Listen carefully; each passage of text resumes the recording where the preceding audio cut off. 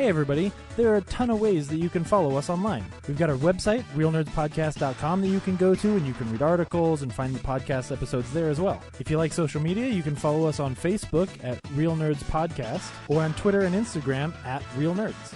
You can also call us anytime and leave a voicemail at 720-6nerds5, and then we'll play your voicemail on the show. Thanks for listening. I hope you like us.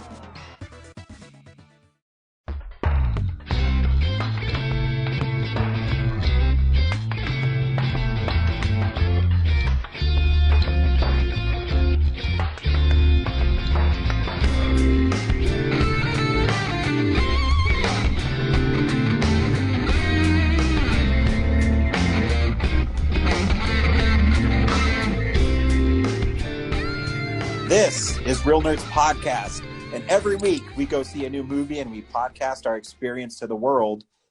This week, however, we're streaming because of a pandemic that's ruining everybody's lives. Hooray! I mean, boo! So this week we streamed David Fincher's latest, written by his late father, Mank. So stay tuned to the end of the show. We'll play the trailer. We'll tell you if you should see the film or not, play the trailer, and then we'll discuss the film. We also talk about movies that are coming out on Blu-ray, movie news, movies we've been watching. 2020 has not been the best year for movies because of the pandemic. It just keeps on punching us in the dick more and more. Except for Corinne. And because she's a female. Thanks for clarifying, Ryan. Yeah, I'm just pointing that out there. But I'm joined on Zoom once again because, again, we are following government health officials' protocols where not merging more than two households together. I'm with Brad. Hey. Zach. Hello. And Corinne. Hi. I mean, just to clarify, this year's been shit for me too, but I guess it's just like proverbially kicked me in the dick. There we go. Yeah, I mean, I just didn't want to say kick hitting in the dick below the because belt. There you go. There we go. Then we'd have to have it'd be different. Way to use classy, high class words there, Corinne. Proverbial. Yeah. Yeah. Me, I'm like in the dick. Me, I'm like in the dick hole. Wow. I mean, I don't feel quite as well read as the main character in our movie this week. God, watching that, I was like, some literary nerd shit coming out here. I'm kind of liking this. Yeah. Well, we'll talk about it. Well, I guess we'll pull this Band-Aid off. This is real news. It's real news. Okay. Do we want to start with the shitty news we heard today or the shitty news we heard earlier in the week? Doesn't matter. Doesn't matter? Okay. I'll start with the local news that popped up today. Real Nerds listeners will know that we have attended Denver Comic-Con and then Denver Pop Culture Con since 2012. Obviously, there was not one this year, and it was just announced through a press release that there will not be one next year. And the writing of the press release indicates that the end is virtually near for Pop Culture Con in general. This is friggin' terrible. Like, it's pretty awful. Yeah, my only hope is because it was so successful that they'll find a way to have a Comic-Con here. There's so much going on in this fucking shit of a world right now that you want to see the light at the end of the tunnel, but you keep on getting punched in the face and you want it to end, and it never truly ends. And it's been a fucking nightmare. And every time you feel like there's progress made, then there's more news coming out where more people are dying and more people are getting sick. And I don't know when this country we live in, which is the greatest country in the world, will start taking it a little more seriously. So we can, because people want to get back to how life was, but by ignoring health protocols is just keeps on pushing us further away. Do you And mind? go ahead. Keep going. Sorry. No, you just derailed me, Zach. What's up? No, I was going to read the full press release for Okay. us, for everybody. The events this year have forced us to cancel Denver Pop Culture Con 2021. We had to cancel in 2020, and uncertainty around large public gatherings isn't going away anytime soon. Considering the impact on that the pandemic has had on our organization and budget, it just won't be possible in 2021 to hold the kind of show people have come to expect. Without the planned revenue for the event in 2020 and now 2021, we've been forced to eliminate staff positions related to the annual event. We are shifting our efforts and staffing to focus on our core educational mission going forward, and will be providing as many opportunities for pop culture-based education, instruction, and creative community connection as we can in the face of a challenging public health environment and serious budgetary constraints. So there is the if there's optimism out of this is that they are going to continue working on the pop culture classroom, which is still a very helpful, useful educational tool. But that's what I find even sadder, just as sad, if not even sadder, is that people who made this their livelihood have had their jobs eliminated as a result. Yeah, and unfortunately, there's not much they can do because they're not bringing any money in. Yep. So, for 2 straight years. Yeah, Yep. So that it's brutal because I'm sure I've shared this story, but before Zach was even a glimmer in the real nerd's eye, it was just James, Brad, and I, and we went to the Sea Film Center in Denver, and we saw Comic-Con, A Fan's Hope, the documentary by Morgan Spurlock. And as we were leaving, we met this lady named Beth, super nice lady, who was handing out, what was she handing out? Was it buttons, Brad, or just stickers? I don't remember. Anyway, Postcards. she had like a little table, and she was part of Denver Comic-Con. They're just on the ground. They're trying to get it started. And she said, you guys are a podcast. We have a thing called Podcast Peak, and where they gave you a space to podcast from there for free, and she wanted us to be a part of it. And just by us going to see that movie at that specific time on that specific day opened up a world that I've never thought I would ever be a part of. Mm-hmm. Because I mean, I've been to cons and I've gone to the panels, but to be a person that sits on stage with Kevin Conroy or sweet-smelling James Marsters, I don't know how to put it into words of how lucky I am. And, bringing it all the way back to, we also met Alex Sullivan, who tragically died in the Aurora shooting. We met him at Denver Pop Culture Con. And I actually met him about 2 weeks before at Mile High's kickoff or the night before. I forget what it was. And, he was so nice to us. And he just talked to me in line. I was in line wearing my Real Nerd shirt.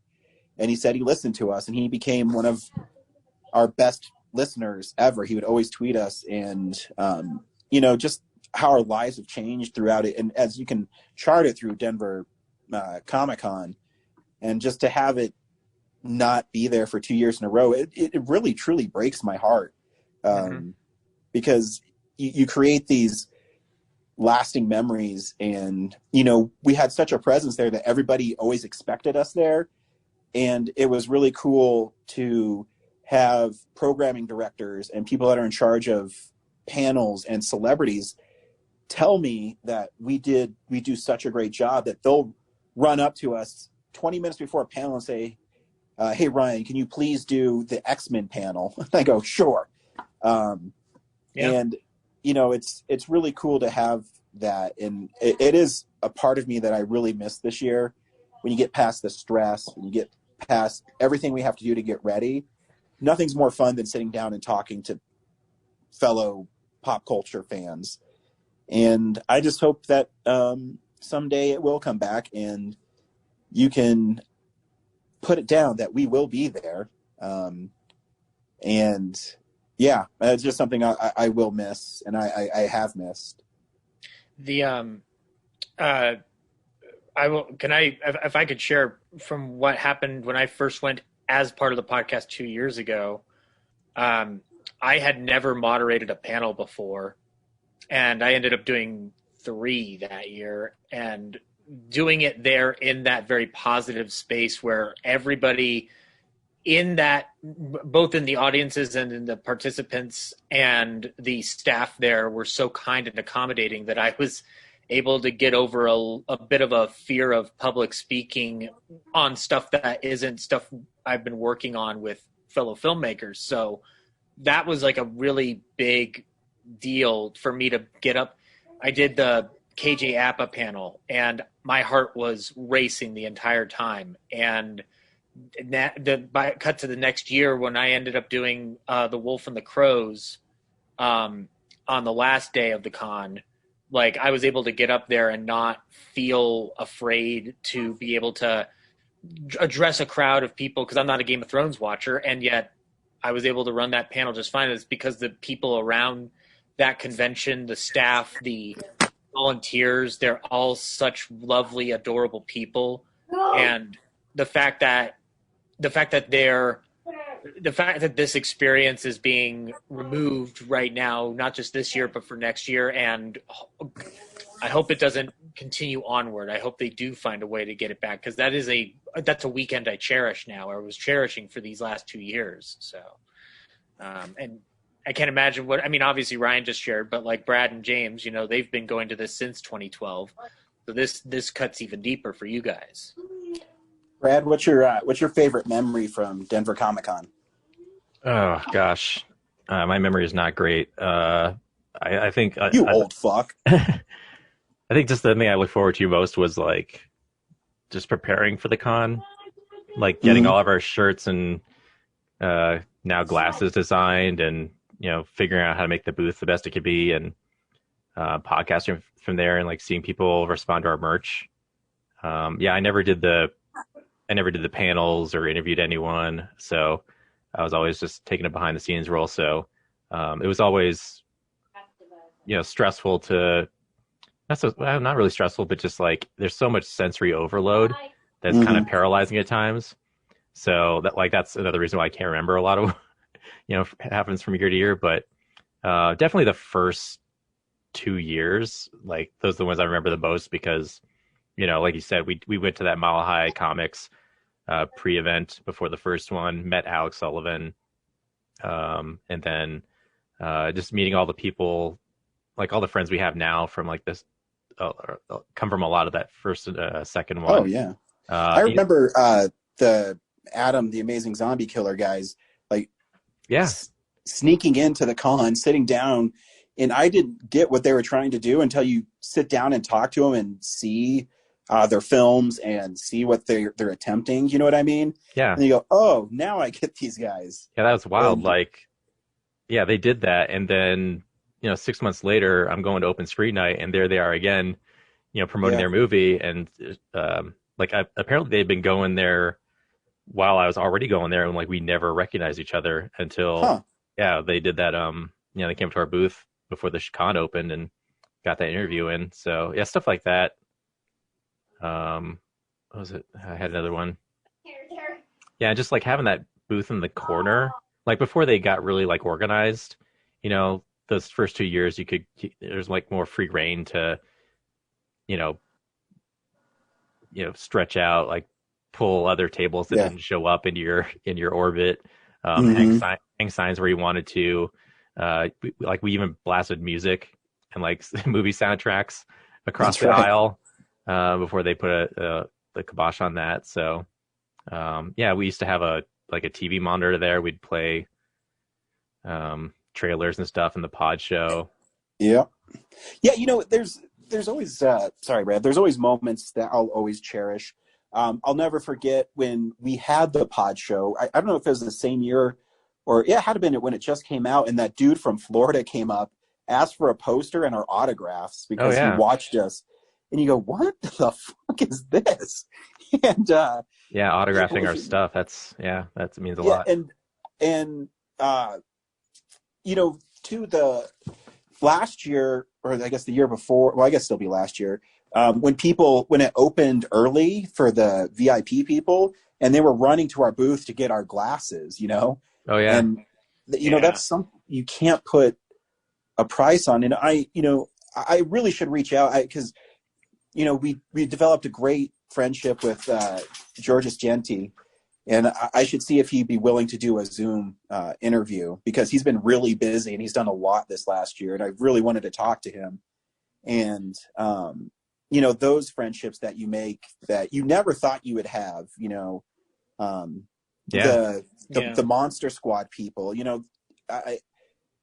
the movie I grew up with, and the actors in it just, I don't know, just make you feel so good. And those are the memories I remember. Yeah. And, totally fucking over Zach and James by always agreeing to do the panels, even when they overlapped. And I would have to go to them, like, with my tail between my legs, say, hey, can you pick one of these? And I'll do whatever one you don't want to do. But that, I think you never asked us to like do anything we didn't want to do. Yeah, but my over eagerness and always wanting to please the con people sometimes put us in compromising positions. Oh yeah. I got you. Yeah. And but you guys always bailed me out. So yeah. I will say when I met Brian Cummings at the con, my first one there, like I that's a guy I need to reach out to, because he and I would swap old timey show business stories. Like, yeah, it's just incredible the people you meet there. Like, yeah. I forgot Michael Uselin from that first year. I'll never forget that one. Yeah, he was at the Mile High Comics pre-party thing. We got his book, and then he came on the show the next day. And that's one of those ones too where he made time for it. Yeah, Brad, remember that? Because we were so nervous, because he's one of those names you saw, and then you put a face to it. You go, oh, I know who this guy is. And I'll never forget my conversation with him. I said, hey, would you make time for some local podunk podcast? And he said, yeah. And I'll always remember his advice. He said, he did the same thing with Batman. You should pick up his book, The Boy Who Loves Batman. It's great. But he said, you just walk in and you kick the door in and you say, hey, this is what I want to do. Are you going to give it to me or not? And if they don't give it to you, then whatever. You just move on. And I remember, Brad, I don't know if you do, when we went to the panel before his, because we wanted to see his, he sat down right next to us and he says, hey, I'm doing your podcast after this, right? And it kind of legitimized our podcast in a way. And to this day, I still have The Dark Knight Steelbook autographed by him, and that he made time for us, because he also invited us behind his booth, and just a cool dude. Yeah. Well, I'll say that, I haven't been to Pop Culture Con. I was really looking forward to going this year in 2020. My friend Jerry, whom I've talked about on the show before, he's a comic book artist, and he was going to have a table, and he invited me to be a VIP for him. And I was really excited to get to go and experience Comic-Con. And, obviously everything that happened, wasn't able to. And now hearing like, oh, it's not going to happen in 2021 either, understandably so. But I know it's really tough news for him, because he and, a lot of other artists really rely on getting, making those connections and meeting fans and networking and everything. And I know it's such a huge opportunity for him and other artists, and they're going to miss that. And I really hope that people will support their local artists and comic book artists especially. So, somehow, I know there are still small networking events that have been going on and virtual things and stuff, but, do what you can to support your local businesses and local artists, because this isn't going to happen this year. Yeah, I was going to say there's still I don't know what the fate of them are, but, they haven't thrown in the towel yet officially, but Dink, the Independent Comics Expo, is usually still around. And then Rocky Mountain Con, which is usually in late November, they might be back. So there's still other opportunities for artists like that to get out there. And Starfest even will take in authors and graphic novelists, get a booth into their space. So we'll see Sure, how that but goes. Pop Culture Con is just so big. It's thousands of people go to Comic Con or Pop Culture Con where they wouldn't go to Starfest or Dink or any of those other ones. And honestly, that's why I hold out hope that it will come back. Because I think, it became such a part of Denver culture in the summer that I hope that it will. Yeah. But I'd be surprised, though, because it's a lot to expect those people that run it to hang around without any revenue for who knows if they can even come back in 2022. So I agree. I hope, too, that celebrities and comic companies and entertainment companies will realize how tough this has been on the industry as a whole and kind of help all these cons around the country get their footing again. And I'm guessing they would because, if you go to Pop Culture Con and you're Bruce Campbell and you charge $75 for an autograph and every autograph session you have is sold out, that's a lot of money they're missing out too. So I'm just saying that hopefully the whole artistic community can come together and help these cons get back on their feet. Why can't we start a con? I was thinking that just now, Brad. Like, why can't we just hold some kind of small thing together? We've already got an extra $1,000 laying around. So you can put on an entire convention for $1,000, right? Yeah, Real Nerds PodCon. I know we can get Stan Lee. I know that much. So. Wait, we can dig up Stan Lee?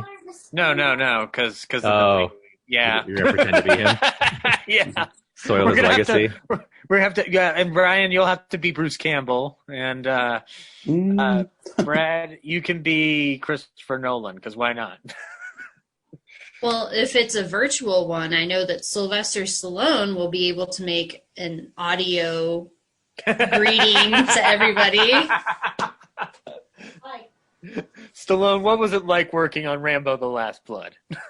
Well, I was just trying to kill a lot of people. It worked out really well for me, First one guy stabbed, and the other guy shot. The last movie had 6 kills, so I decided why not 30. Not too many throat roping kills, but sometimes you got to cut those out. So there I was watching Home Alone, and I was like, why can't I? So, Mr. Stallone, will you make a Laster Blood? Oh, it is. Like, I saw that paint can smash Joe Pesci in the face, and I was like, why not have that paint can explode? Or just do a Rambo and Home Alone crossover and call it like a bloody Home Alone. Yes. There you go. That's what the reboot Disney needs to do. Get on that, guys. I would say if you have Mortal Kombat, or you should get it, just to hear Stallone voice Rambo and say Mortal Kombat lines is pretty great. I'm gonna do it. Yeah, it's like you'll have these ridiculous, like Shao Kahn will say something like, this war you brought on yourself, and then Rambo will say, but I didn't draw first blood. And you go, yes, that's awesome. You need to call me when they get the Colonel Troutman DLC in there, and then I'll play it. Well, then they have Peter Weller as RoboCop, and that's pretty awesome. What, really? And then it's a bummer that they got a sound-alike for Schwarzenegger's Terminator. You go, man, if they would have had the real Schwarzenegger, it would have been awesome. He was too busy rolling around in the tank in his front yard. Like, he's I think got he's making priorities. the Iron Mask at the time. Oh. Let's hold out hope for some more Comic Cons in our or Pop Culture Cons in our future, guys. But like Corinne said, reach out to your local artists and help them out. Buy stuff off their websites. Yep. As well as anybody, if there's local people in Denver who go do their booths like Brian Cummings each year, reach out to them. Like, I know Brian Cummings has a voice artist workshop. I don't know if it's doing anything virtual right now, but look it up. Anyway, I'll move on from the local disaster to the what the fuck across the nation, because Warner Brothers dropped a not unexpected bombshell, but a bombshell nonetheless. Its entire 2021 slate will be debuting both in HBO Max form and in theaters simultaneously. So this is basically the Wonder Woman deal we're getting this year times a bazillion. Because you're going to be getting the Suicide Squad, Dune, The Matrix 4, Tom and Jerry, Judas and the Black Messiah, like Space Jam, the new Space Jam. That's how it's all coming out now. So, well, you know, at the end of the day, I've been saying this for a few weeks, probably a few months on this podcast. Yeah. They're eventually going to get to a point where they have to start releasing the films because they're still making movies right now. And whether it's going to keep on pushing every movie back, and eventually you have 3 years of backlog and not making any money off of all this money you've invested into these movies. No, it does make it's financial tough. sense for them. Yeah, it's tough. I don't know the right answer to this, to tell you the truth. I don't want anything to happen to theaters. Mm-hmm. But what are movie people who make movies supposed to do? I don't know. I don't know what the right answer is. I think that this seems like a fair compromise to put it on both platforms simultaneously. It is. I think what the issue that theater owners are having, which I sort of understand, well, I understand it, is that, you know, they weren't even brought in on these plans like they were on the Wonder Woman one, and AMC is definitely not happy. Cinemark was a little bit more cordial with their response. So, like, there's this everybody's getting affected by this virus, and it's not to say that theaters are more important than other, you know, businesses and such, but theaters have been constant locks from television. They're always in a crisis mode of some sort, whether from lost revenue or just changing technology. So like this is a bigger deal than it's been. I'm the industry freaked out over like, oh no, theaters are going away. I don't think theaters will ever fully go away because ultimately people will want to go to that communal experience. There'll always be a business for it. But I'll tell you, when I saw the news drop, I saw Twitter comments and responses where people were clapping this news because they don't like going to the movie theater. I'm like, well, that doesn't mean you have to be mean to people or to the theater business itself. Like they didn't cause you any harm directly. Like, I'm like, I didn't get that hatred at all. That was baffling to me. Like, why are you cheering the death of an industry that's going to cost a lot of people their jobs? Like hundreds of thousands of jobs will be lost if theaters actually die. But I think it regardless, could be like a really good like interim solution, just as like if they just did it for 2021. But I think what might happen is like people get like a taste for it of like, oh, they just like have an expectation like our big blockbuster is going to be like available on streaming tomorrow, and you know they don't have to go to the theater anymore. So it's like, yeah, if you're doing it just as short term, that's fine, you know, and then you know everything's going to be back in theaters in 2022, and everybody will go out to it, and it'll be great. But if you're going to, I don't know, I think like the studios might want to keep this model because it's like, hey, at least you're getting money out of it. I don't know if they can. I don't know if they can financially keep this model if they have several $200 million movies coming out a year. Because even I was reading, there's a great breakdown on Variety. I forget the article and I forgot to share it. But it's something like for Wonder Woman to make its money back just through streaming, HBO Max has to add another like 30 million subscribers or something. Mm-hmm. So, well, I'm thinking about subscribing now that they said all these movies are going to be out. You're going to have to. But also too, if Warner won't have to. I mean, if for some miracle that, you know, everything goes down, people are vaccinated, and it, you know, in April, May, they can start opening again. I can see maybe Warner Bros. Saying, you know what, we're just going to put them out in the theaters. That's what I'm hoping for is like, why can't retroactively a streaming movie get a theatrical release? Like, yeah, I think that's what they're going to do. I think that's why they announced that they're going to put them out on HBO Max to drive their subscriptions up because they're not making any money anywhere else. And then eventually, or even if they just had it on a 1 week delay, that would be fine with me. You know, release Wonder Woman in theaters on Christmas Day, and then put it on HBO Max on New Year's Day. Boom. Yeah. There you go. I mean, yeah, well, yeah, I mean, and there's an right? incentive for you to go to the movies if you want to and if you can, but you're not having to wait that long to see it if you just want to stream it at home. Well, too, I mean, there's also the caveat on the HBO Max is they're only available for 1 month. In some form or fashion to AMC and Cinemark and Regal, because it's not like I'm not going to use them, but that's a cordial thing that needs to happen. Yep, we'll figure out what's going on. I can't remember. Did Regal say that when they would be reopening? They put a timeline on their closure. Cineworld, the parent company, announced they are looking to open up within the first quarter of 2021. Okay. But that's Cineworld. Cineworld owns Regal Theaters, but that's not its only thing. So I didn't read to say that we're going to be opening up the ones in the U.S. Cineworld is a international company, and it's primarily UK based. So that remains to be seen. There's a follow-up though piece on this front though, is that Legendary, which is putting out Dune and Godzilla versus Kong, is looking to take legal action against Warner over the day and date release of its films on HBO Max. They're going to be basically claiming that Legendary wasn't consulted before the unprecedented streaming release bombshell was announced.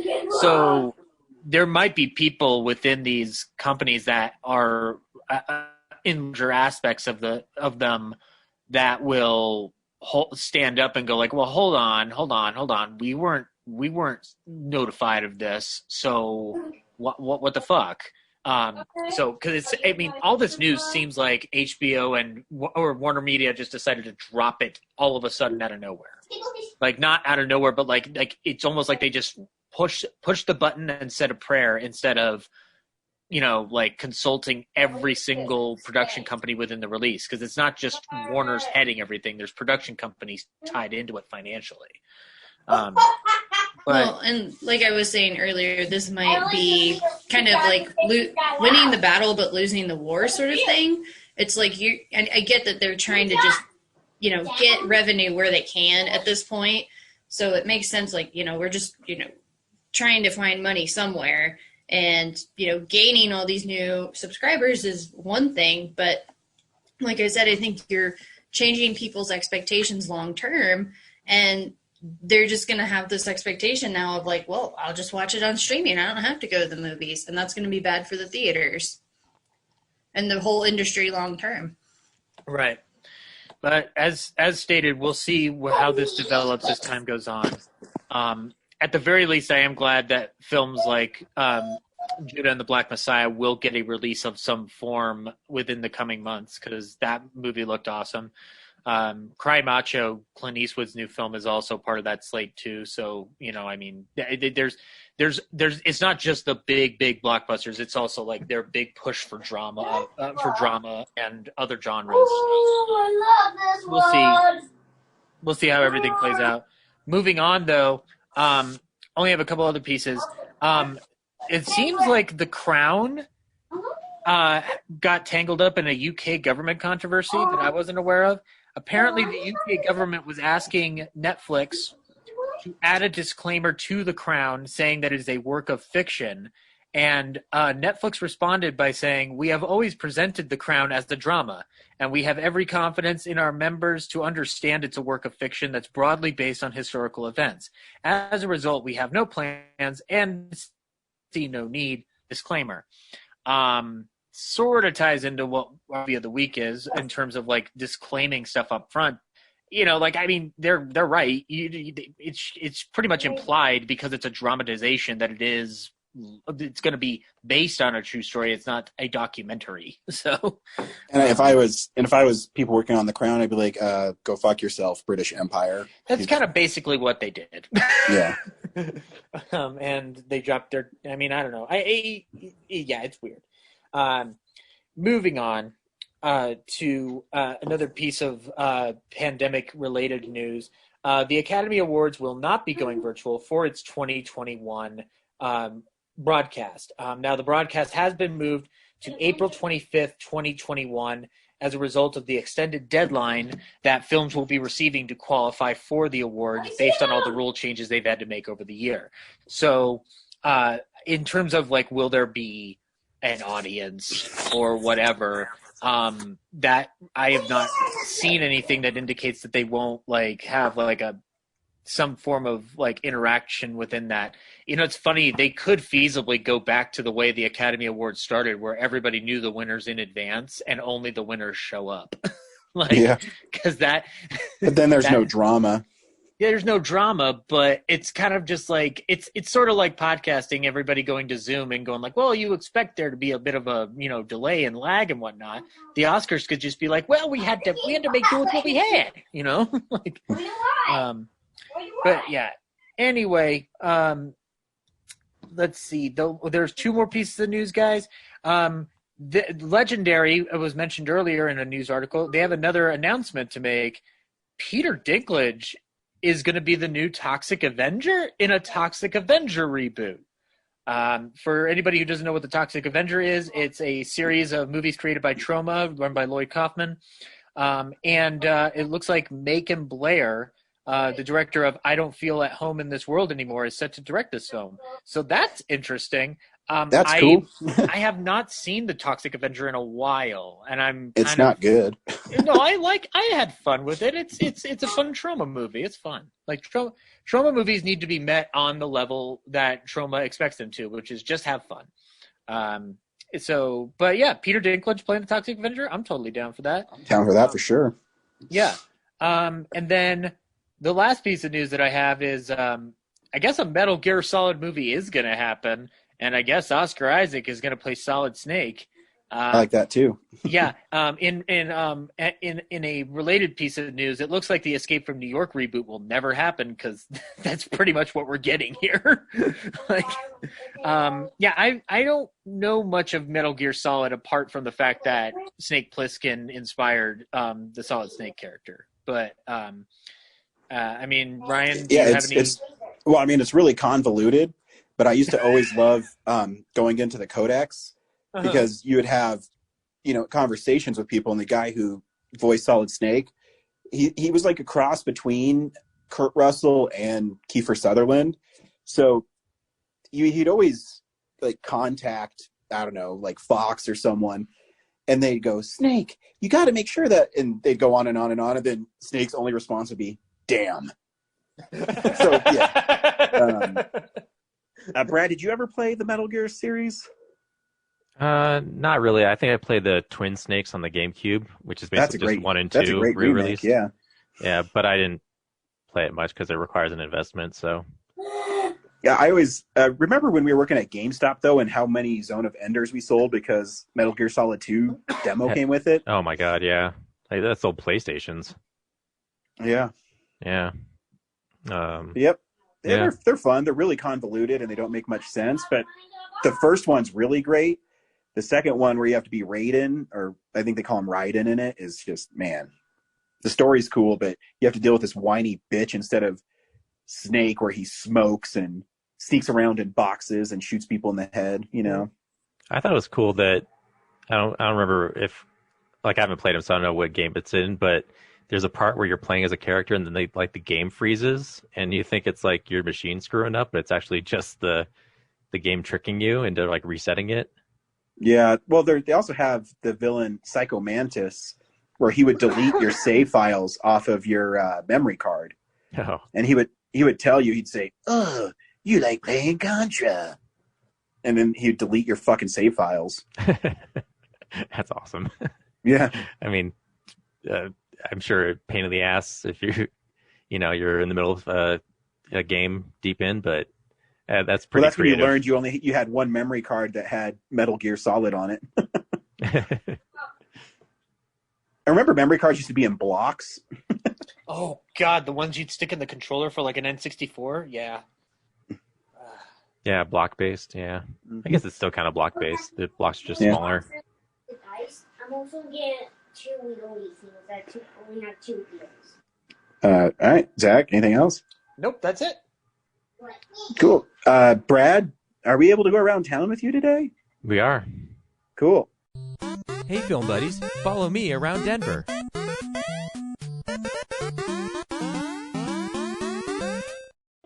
So yeah, the drive-in miraculously is still open through December 10th. 4th, 5th, and 6th and 10th, you can see the Polar Express, Four Christmases, and Lethal Weapon Nice. starting at 5 o'clock. Really? Oh, shit. I'm going. So that's pretty cool. But they're not playing my favorite Christmas movie, Iron Man 3. It's a Or good my one. second favorite one, Batman Returns. Dang it. Yeah, they could do some Kiss Kiss Bang Bang too. Fuck yes. Guys, we're forgetting the ultimate one. They should be playing Psycho because that is a Christmas movie. It's been verified. It would be great in a drive-in. And Die Hard, I guess, because why not? Interestingly enough, I was talking to the owner, and she said that the Polar Express is more popular there than Elf, which I found hard to believe, and she had to switch it out. So Was she being paid by Bob Zemeckis? yes, yeah. Okay. Maybe Well, the I do know presentation. the Polar Express has this following because every year they repackage that movie.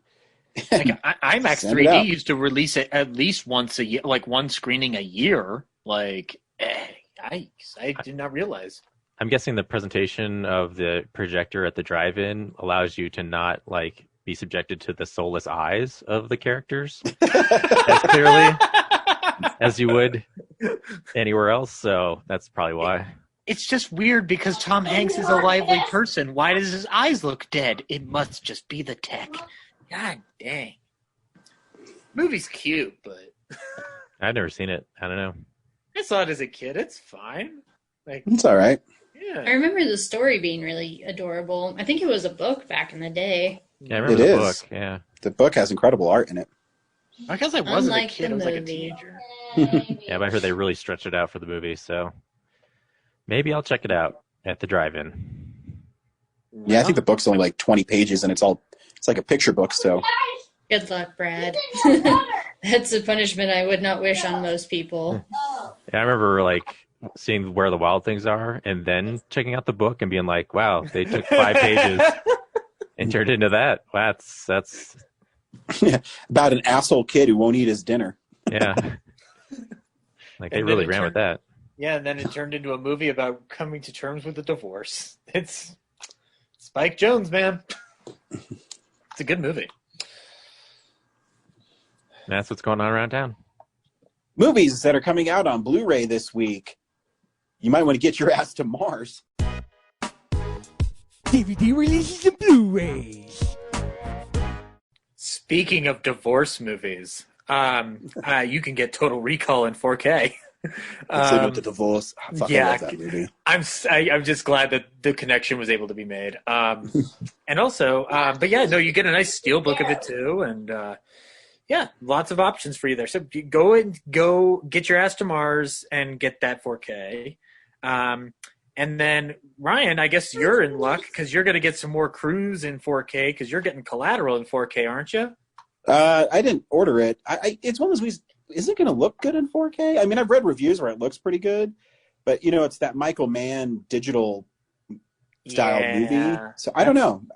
I might wait till that's the one, drops to like $14 or something.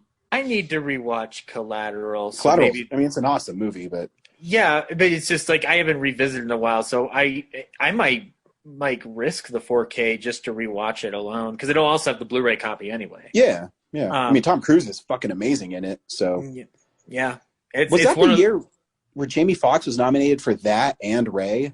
Yeah, he was nominated for supporting for Collateral and Best Actor in Ray, and then he won for Ray.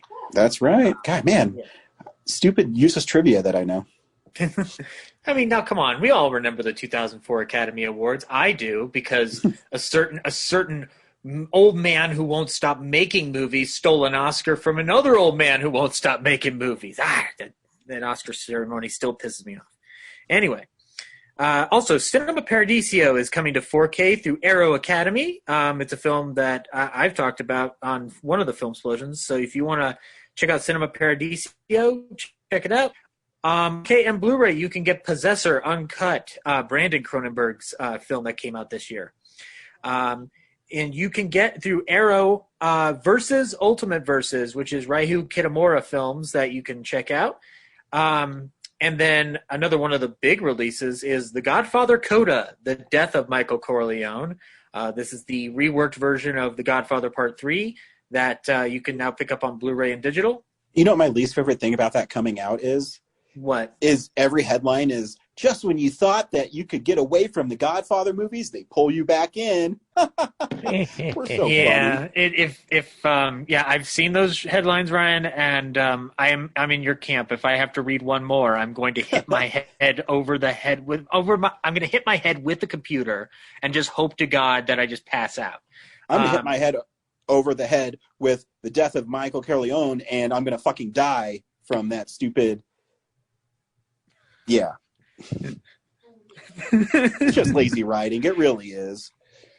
They come to me for headlines, and all I can give them is the same damn line. Westworld Season 3 is also coming to 4K, so if you need to catch up on Westworld, do that. And then Cohen Film Collection is putting out another in their series of Buster Keaton collections. This one, Volume 4, features Go West and College. And so you can check those out if you'd like. It looks like Sony has just decided to dump all of its Jack Lemmon movies all at once, because you can get from 1954. You can get Operation Madball from 1957. And you can get Good Neighbor Sam from 1964 and Under the Yum Yum Tree from 1963. So yeah, lots of Jack Lemmon for you to dissect. Kino Lorber is putting out a Rock Hudson collection from 1953 to 1954. You get the films Seminole, The Golden Blade, and Bengal Brigade. He's so handsome. He is. He's so charming. Ryan, he's gay. Oh, no. So you have a chance. With his corpse? Yeah. No, I guess that's true.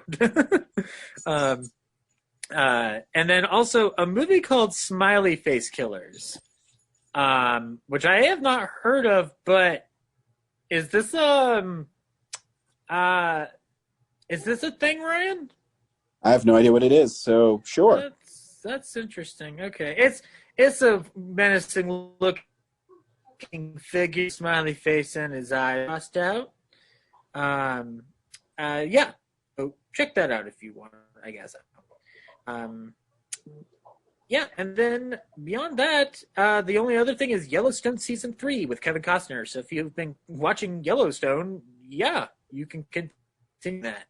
You know what's crazy about that is I always click on, Amazon's top 100 movies, because you never know if you've missed a deal on a movie or something, Mm-hmm. And the Yellowstone DVDs, not the Blu-rays, the DVDs, all, I think there's 2 of them now, are always in like a top 20.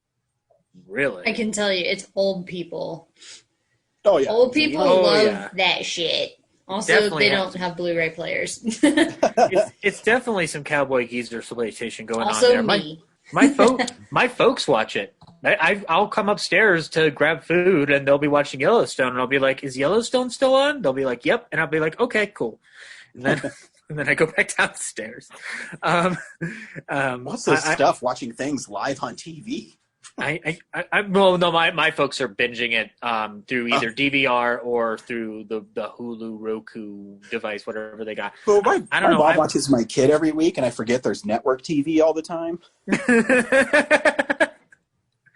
He always has it on 9 News. I go, oh yeah, this thing exists. Remember when you had to wait patiently for a program to come on each week, or God forbid, every year if it was like a movie? God, man. Those were dark times, guys.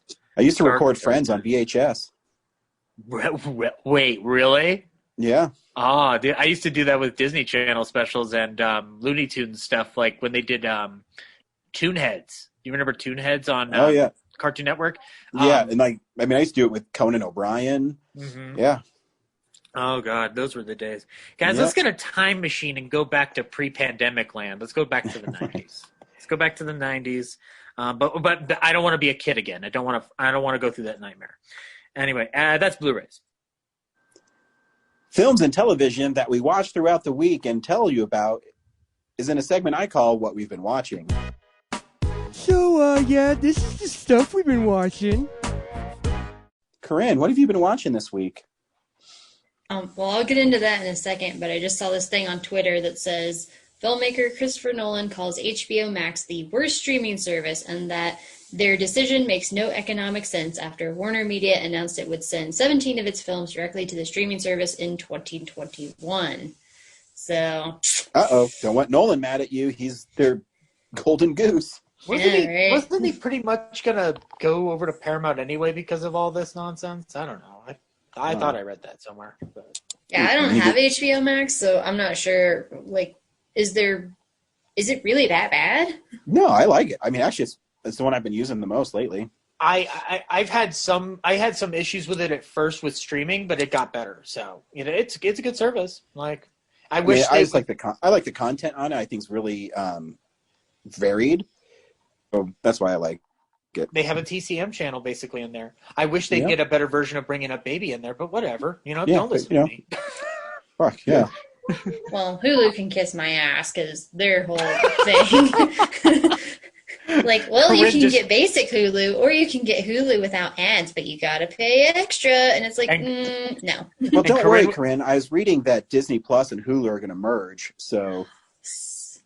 As long as Hulu has no ads, I will be okay with that. But I don't think that's going to happen, because I think they're checking out when you log in. It says, do you want to go to Hulu, or do you want to go to Disney Plus? So, I don't know how it's going to work out. Well, anyway, I'll get my TV shows out of the way first, and then I'll move on to the movies I watched. All right. What have you guys seen the newest episode of The Mandalorian? Nope. Damn it, Ryan. I clearly don't watch Star Wars. I work Friday nights till 3 in the morning. I don't have time on Friday to watch it. Well, then watch it on Saturday or Sunday. Jeez Louise. We record these things on Saturday, Monday. You've got 2 whole days to watch this thing. It's 30 Saturdays, minutes.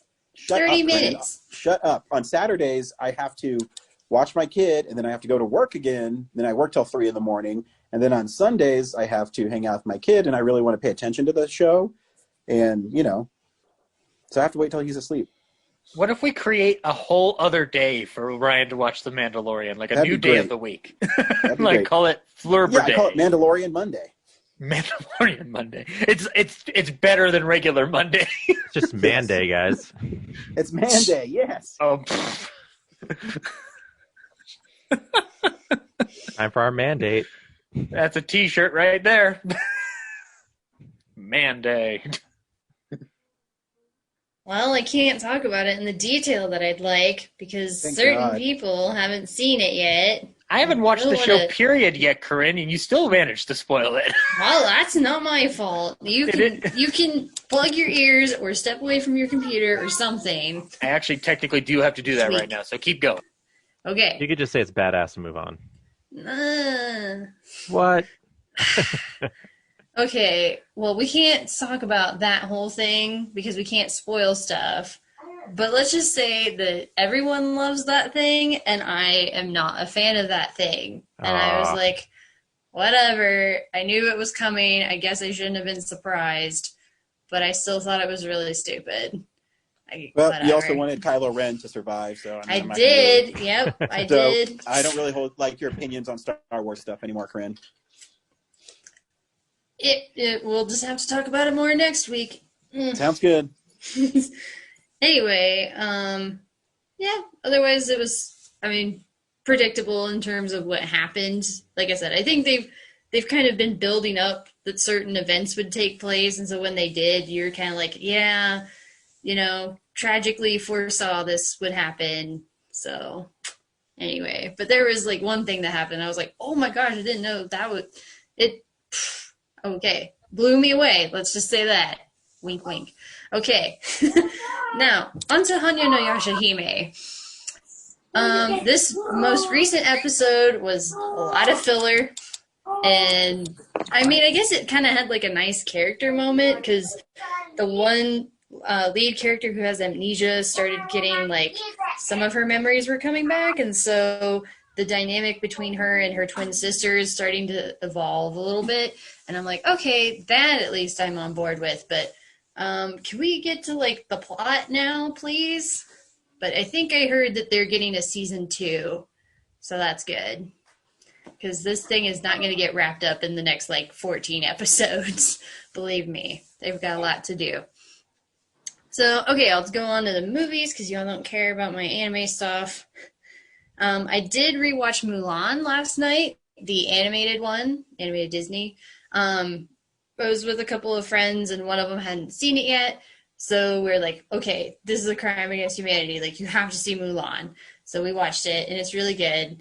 And then that sent me down a spiral of watching YouTube videos about Mulan 2020 and like the authenticity and like the Chinese culture depicted in it. And Chinese people hate Mulan 2020. Just gonna throw that out there. They are seemingly... They're also communists, so I mean, whatever. Well, I'm not talking about the Chinese government. I'm talking about the Chinese people, okay? Anyway, so the two YouTubers I was watching, they were a little bit more forgiving of the animated version, just because, like, you know, it's animated, like, and that the animated version didn't market itself as being like authentic and true to the source material, while the 2021 definitely did, I guess. I mean, if I had to pick a less offensive one, it'd be the one that doesn't have a dragon named Mushu. Well, I'll have to send you the links because they were very upset about the Mulan 2021. I will not watch those videos. But yeah, cool. Thanks. Why do you love that movie so much, Ryan? It Because doesn't bring anything so to the table. Because you hate it so much. I don't hate it so much. I just don't like it. Jeez. Yeah, you also haven't seen Toy Story 4, so your Disney taste to me doesn't matter. Okay, whatever then. Yeah, exactly. That's how I feel when you talk about Disney stuff. We're not going to talk about Toy Story 4 because we'll get on a whole like 15-minute tangent again, and that's not going to be very fun for anybody. Okay, I also watched a period drama called A Little Chaos. I think it's like A Little Chaos or A Bit of Chaos or something like that. But it has Alan Rickman, Kate Winslet, Jennifer L, and oh crap, I can't remember how you pronounce his name, but Matthias Schoenaerts or something. You would probably recognize him. I know he was in that movie The Old Guard that came out earlier this year. He was in Red Sparrow too. He played the creepy uncle dude. Is he an English actor? Is he one of those English actors that's in everything? You go, I know this guy. He's not English. I want to say he's like Danish or something, but he does a lot of work in England. He was in another period drama that I own called Far From the Madding Crowd. He's in a couple of other period. This like whole movie was just like period drama alumni. And oh, that's right. Stanley Tucci was in this movie I watched recently too. Yeah. Anyway, he played a Little Chaos is about Henry the 14th. The one who built Versailles, and Matthias, Louis the 16th. What? No, I'm pretty sure it was the fourth. I don't remember. One of the King Louis of France, and Matthias Schoenaerts. Sorry, I'm butchering his name. He plays the architect who helped design the gardens. And apparently his character was supposed to be like way older than the king was, because the king is played by Alan Rickman, who was like in his 60s, and Matthias, that guy, he is like in his 30s or 40s, and the character is actually supposed to be in his 70s. It's like, yeah, they definitely weren't true to the source material there, but they also made up this fictional lady, which I was disappointed to find out she was fictional, but yeah, so the whole thing is like she designs this part of the gardens, and it's like her struggle with, finding new love and mourning the loss of her daughter and her husband, and also just trying to like make her way into this high class French court that, she being lower class is not really suited to be in. And she's played by Kate Winslet. And there was a couple of really nice scenes between her and the king, who again is played by Alan Rickman. And I was like, yes, like, oh, my little 1995 Sense and Sensibility fan heart was just like, it's so great to see those two on screen again together. And so I guess it was worth it for that, but overall I wasn't really impressed with it. And then at the very end, the credits came up, and it said directed by Alan Rickman, and I'm like, what? With a screen, and he worked on the screenplay too with Alison Deegan and Jeremy Brock. I'm looking this up now. This I did not know he did this. I want to watch this now. It's on Netflix. Yeah, like I said, I wasn't really impressed with it, and just knowing that Alan Rickman directed it doesn't change that, but that's cool though that he got to direct a movie before his passing. Like, it was actually his second movie that he directed, because he did and the last. Well, he did another one that I'm fairly sure I'm aware of. Hold on, I'm trying to remember. Okay. Is that what you wanted? So yeah, it was kind of interesting that he directed, co-wrote, and starred in this thing. Hello, everybody. Yeah. And I think that I read, because I looked up the IMDb trivia, and it said he was initially approached, or the initial thought was to have him play the king, to have him play the architect of the gardens, because he was like on the older side. And I forget why they changed it around, but yeah, they made the architect younger, and Rickman decided to play the king. So, anyway, there's that. It's okay. Like I said, I was not super impressed with it, but it was kind of like nice to see some of my favorite period drama actors on screen together again. And then the last thing I'll talk about is that I watched a Japanese animated film that was just so delightful and fun, and also like kind of heartbreaking. And it reminded me like the kind of vibe that you would get from a Studio Ghibli film. It's called Oko's Inn. Oko, O-K-K-O, and then inn as in like a place that you stay. Super adorable. And okay, so the premise is like Oko is this, I don't know, she's like 8 or something, and her parents die in a car crash, and she has to go live with her grandma who runs an inn. And so she, because she was in the car when her parents almost died, and she has this thing where she can see ghosts now. And so she meets some of the ghosts in the town where the inn that her grandma works at. So she starts to get to meet the ghosts, and they're kind of like helping her become this junior innkeeper. That's like her whole thing, is she's training to become the junior innkeeper after her grandma. And it's just very cute. Like I said, it kind of reminded me of like a Studio Ghibli film. But there's like this thing that happens at the end that I was just like wanting to cry so bad. I'm like, oh my gosh, you pure child. Like, you shouldn't have to go through this stuff. And I won't spoil what it is, but it's adorable. And she is just so cute. And she works so hard that you're just instant. It's kind of like Kiki from Kiki's Delivery Service. Like, you're just instantly on board. Like, if the tragic backstory wasn't enough, like, her personality just wins you over immediately. So I would recommend that everybody check it out. Highly recommend it. Oko's Inn. It's on Netflix. So that's what I've been watching. Cool. Zach? All right. Watched a couple of things. I rewatched some more Marx Brothers films. Decided to go to some ones that I don't normally revisit a bunch because they're not amazing. So I rewatched Go West and The Big Store, and these are the their third to last and second to last films, like films as an actual team. Go West is still very it's got some fun bits in it, but it's got problems all over the place with the writing, and a lot of stuff does not hold up today. Entire sections of the film do not hold up today by any stretch. It's still a fun Marx Brothers movie, but there's still a lot of like unevenness. You can tell that Groucho and Chico are tired. Harpo looks like he's the one who's having the most fun in it. And then The Big Store, which is sort of like a return to form because they get Margaret Dumont back. But again, by that point, the Marx Brothers had been turned into their comedy had turned basically into every other comedy where you have a big like action-packed climax at the end, and like it's not the same as they were in the early Paramount days.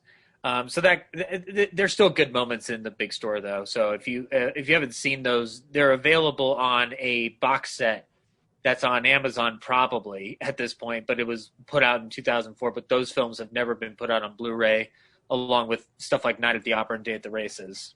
And then I went ahead and rewatched Duck Soup as well, which that's a masterpiece, so can't go wrong there. I watched a movie called Sancho the Bailiff for a yesteryear.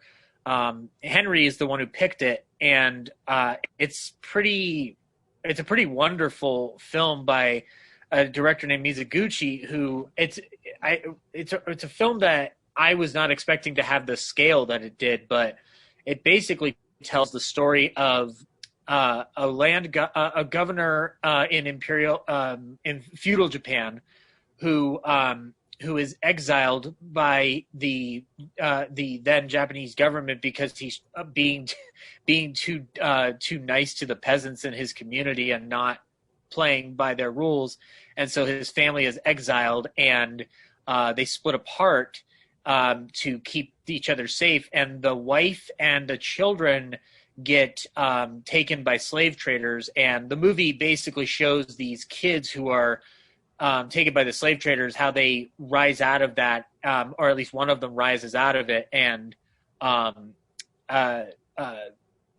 tries to reconnect with their family from far off lands. It's an amazing film. It's from 1954. I had no idea who Mizoguchi was or this film's existence, period. So thank you, Henry, for recommending that. And his episode will come soon. And then at Film Club, we watched a movie that I think Ryan would like a lot. It's called Remember the Night. It's written by Preston Sturgis and directed by Mitch Leisen. I had never seen the film before. Already on board. Yeah. And are you ready to get even more on board, Ryan? It has Barbara Stanwyck and Fred McMurray. I love Barbara Stanwyck. Golly. I know. I had never seen this film before, so this is part of their Christmas series that they're doing on the Film Club, where each week it's a surprise movie. This one, it's pretty wonderful. So Fred McMurray plays a district attorney who is prosecuting Barbara Stanwyck, who's a shoplifter. But they have to delay court so that Fred McMurray can go home for Christmas. And he decides to take Barbara Stanwyck's character along with him. And eventually they both meet each other's parents on this road trip. And slowly but surely, of course, Barbara Stanwyck and Fred McMurray fall for each other. But Fred McMurray's mom is not too happy with the idea. I don't want to spoil the rest of the movie because it's a very heartwarming movie with an ending I was not expecting. And you've got other supporting cast members in there, like Sterling Holloway. Very early Sterling Holloway is in the movie. He plays a brother to McMurray's character, I believe, and we get to hear him sing in a pre-Winnie the Pooh vein, so that's pretty cool. But yeah, Remember the Night, Ryan. I think you'll like it a lot. It's actually Zach. Why did she?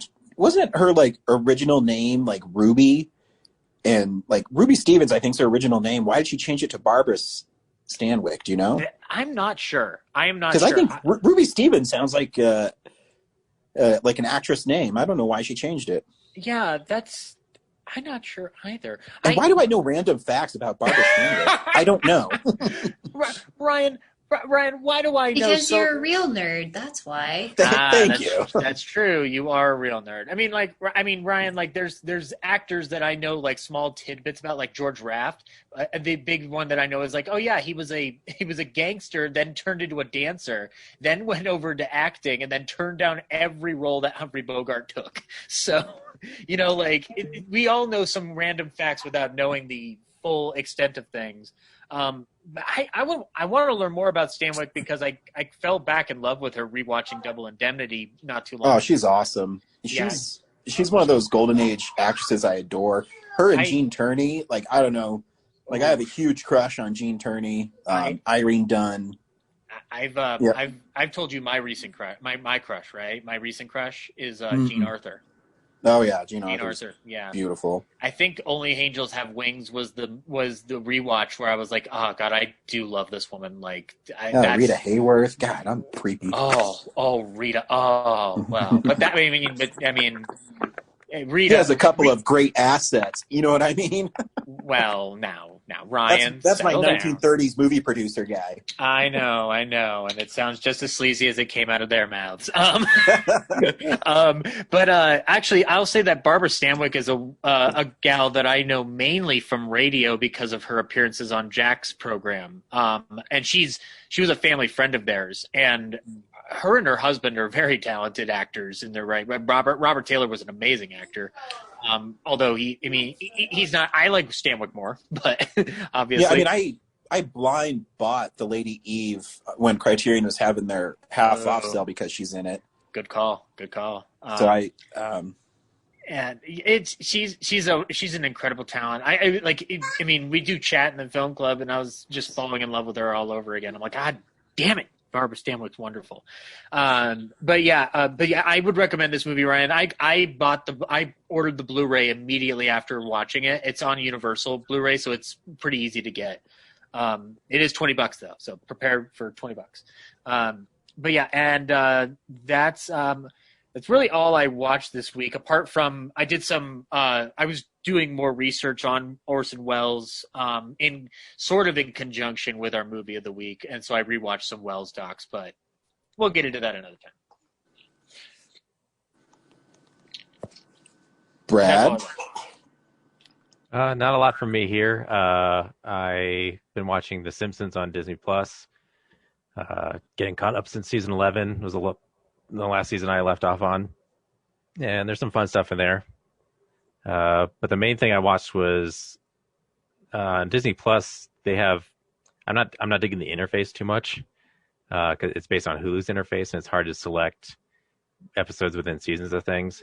But in the wake of The Mandalorian, which was amazing, and I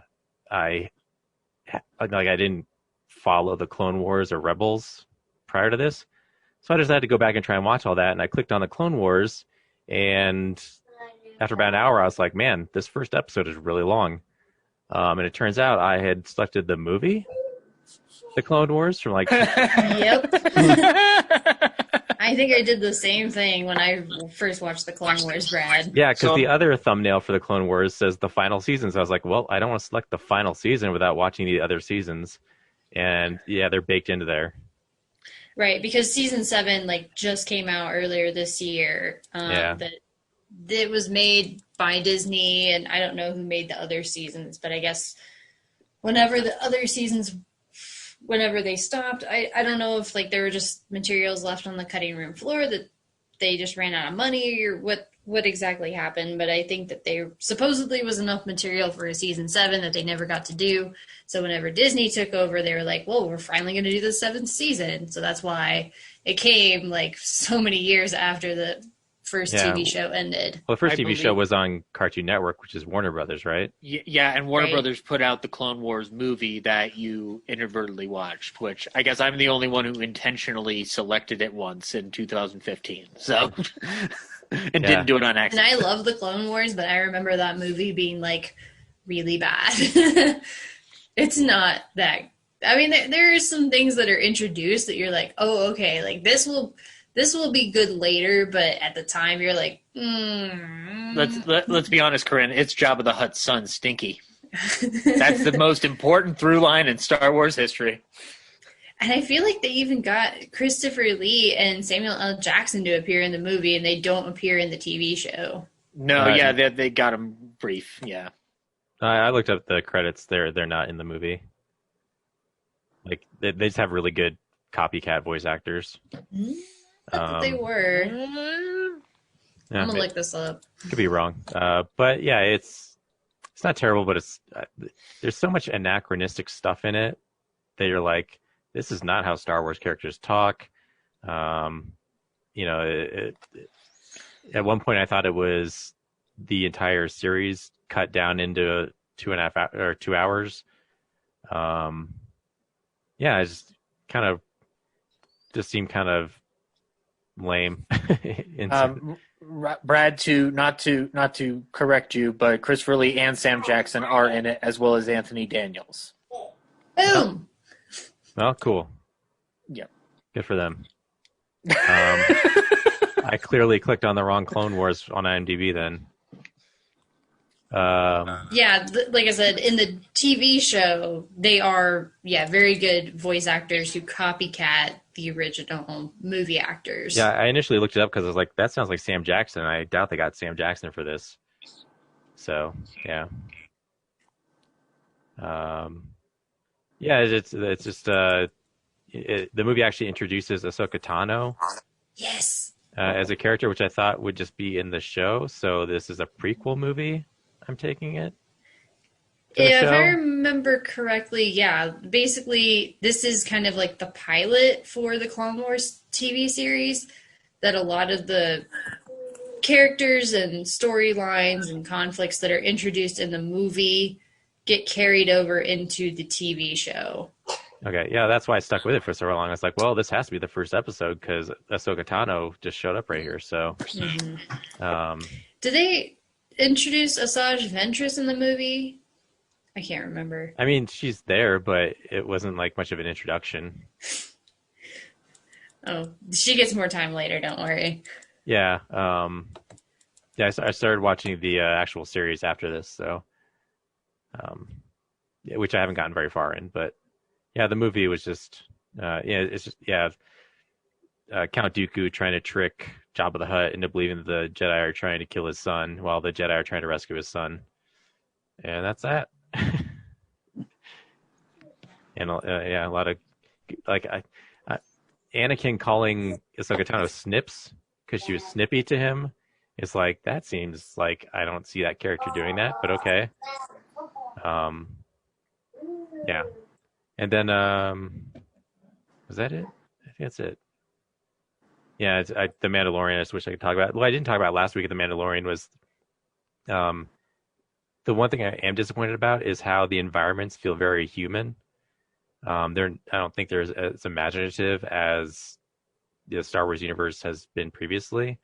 Like, they go to the Akbar planet, and it's very much like an episode of The Deadliest Catch. You think they would make it more alien, but I mean, they're even wearing like the puffiest sweaters that any Earthling like a hero has. So I wish they would be a little more imaginative with their world building. But overall, the thing I do like best about The Mandalorian is how they expand on the world building that the movies never seem to do. So like you really get to learn about the cultures of the different species. Like probably the best thing is seeing the Tusken Raiders, who I never understood. Are they like humans with like masks on, or are they have like, or they're like their faces really organic like that? Well, I don't know. That's a good question. Not sure. I would guess that they don't look human, but that whatever is on their face is some kind of a covering. Yeah. Because it looks like they have like little like mechanical eye holes or something. I don't know how to explain it. Yeah, it looks like, I always thought it was like a face mask to protect them against like sandstorms. Like that's don't what they have like horns that come out of their head? Yeah. But like we've never seen them off, so I'm like wondering if like is that like actual skin texture or something? Because that's what they had in the 70s. But even better is like people have been talking about how it's like it's great to make that their representation like equal to people who do like are deaf, have to do sign language and stuff. Like that's a great way to do that. And then, obviously expanding the Mandalorian cultures and just it's awesome. I can't wait for Ryan to watch this episode because it was so amazing, and it's so short too. I swore I just turned it on and it was over, and I was like, that's we're gonna leave this here. give us another 15 minutes. It Yeah. even felt longer than it actually was to me, just because I felt like Hey, we saw the buddy, same I'm in my sequences multiple podcast. times. Okay. It's like, wait, you're trying that again? Okay, well, you're just gonna have to Okay. play. What was that? Oh, I was just saying, like, I felt like we saw the same sequences multiple times. That it's like, oh, you're trying that again? Oh, okay. It didn't work the first time. Yeah, that felt like padding, like with that character. Him doing it like 3 times. It's like, dude, you're smarter than this. But yeah, everything else is great. I don't want to unmute, Brad. Sorry, I couldn't hear Corinne at all. No, I did mute myself. Did you? No, Yeah. You sent me a thing to unmute me. I clicked it a bunch of times, so maybe that was it. So, anywho, yeah, that is what I watched this week. Nice. Man, before I get going, I I just found out one of my friends passed away. His name was Tommy, and the reason I mentioned that is because he was a huge horror movie fan. He would always recommend horror movies to me, and that's a bummer. So, sorry to hear that. Huh? Just passed away, or like? Yeah. Like I just got a text from my wife while you were talking. So, like, was he sick already, or? I have no idea. No, I don't know. Yeah. He was on Facebook yesterday, so I don't know what happened. Hopefully, I don't know. But I met him when my mom was working at, my wife was working at Lucky Strike, and he was the security guard there. He is 6'9", 6'10", and the nicest guy, and loved horror movies. And so he would always recommend a bunch of them to me. So that's a bummer. He moved to Florida about 3 years ago, so I haven't seen him in a while. But yeah, that sucks. Very sorry to hear that, bud. Yeah. Anyways, Tommy, this one's for you. I watched Dracula's Daughter this week. Heck yeah! It's the first sequel to Dracula. Yep. Universal. If I remember right, 1936. Zach? Yeah. So 5 years after Dracula. It's not quite as groundbreaking as Dracula, and you do miss Bela Lugosi in it. But I will say it has a great atmosphere. I think the actors are really good in it, and it has this really kind of silly comedy to it, kind of like The Bride of Frankenstein. Yeah, it's a little bit more aware of itself. Yeah, like the two kappas that find Dracula's body are pretty silly, but it's a really great story about. So basically this lady's Dracula's daughter because she's one of his brides, and she's under his spell. So she's hoping to cure herself of vampirism through a doctor and hypnosis, and so she goes through and seduces men and people and kills them, and she wants to not be a vampire anymore. And will she be able to cure herself? Well, you'll have to watch a 78-minute long film to find out. It's interesting how that film managed to slip in a lot of lesbian subtext in it. Oh yeah, like in that era.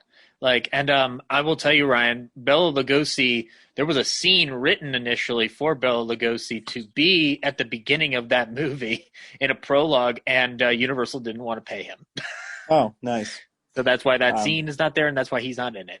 There's a nice wax-like figure of Dracula, so yeah, in a coffin. Yeah, he gets his Madame Tussauds cameo.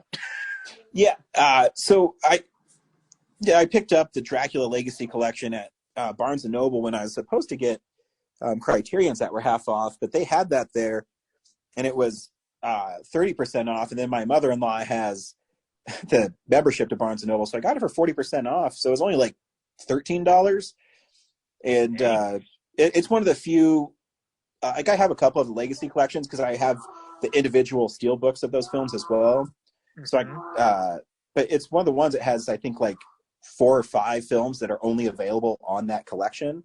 Yeah, so it's kind of cool. I have like 4 or 5 copies of those exclusive ones because of the box set, because they just gave the same discs in there. It's really strange. I have 4 copies of Abbott and Costello Meet Frankenstein, guys. Yeah, me too. I have it in my Abbott Costello collection. Right, obviously. I have the single disc of it, which I guess is out of print, and it's like really expensive to get. Yep. And then I have it on my Invisible Man collection and my Dracula collection. So yeah, that's 4. Yeah, it's kind of insane. Yeah, that's all right. I don't know what my kid's doing, just trying to be obnoxious. I also okay, Kellen. I watched this documentary on Hulu called Skin: The History of Nudity in Film, and it's really fascinating. They have a lot of really big time directors and film critics, and I mean, it's not meant to be sexy. It's really a deconstruction of how nudity made its way into film, how it started. There's nudity in film when film was first put out, and then it goes into the Hays Code, and the enforcer of the Hays Code actually wasn't Hays. It was some other guy. I can't remember his name off the top of my head. Are you thinking Joseph Breen? Yeah, there you go. And he was a lot more strict than Hays ever was, and it's a really fascinating study into the history of ratings in films and what they deemed was inappropriate, and it's okay. I mean, it's if you're a film history person, it's fun. If you're going into it to see nudity, I mean, there's lots of nudity, but it's not in the context of why there is nudity in the films. So yeah, no, it's clips, like, essentially, is what you're telling me. Yeah, it's not made for sexy time. You know what I mean? It's okay, that's the quote that's going on the poster for it now. Yeah, it's for educational purposes. Yeah, I want to check this out. Sounds good. Yeah, you should check it out. It's interesting because they go back to like 1912, I think, is the first film that had nudity in it. It's really fascinating. Oh, that pervert Edison. Yeah, he was. They even talk about Edison and how he stole the idea of films. Yep.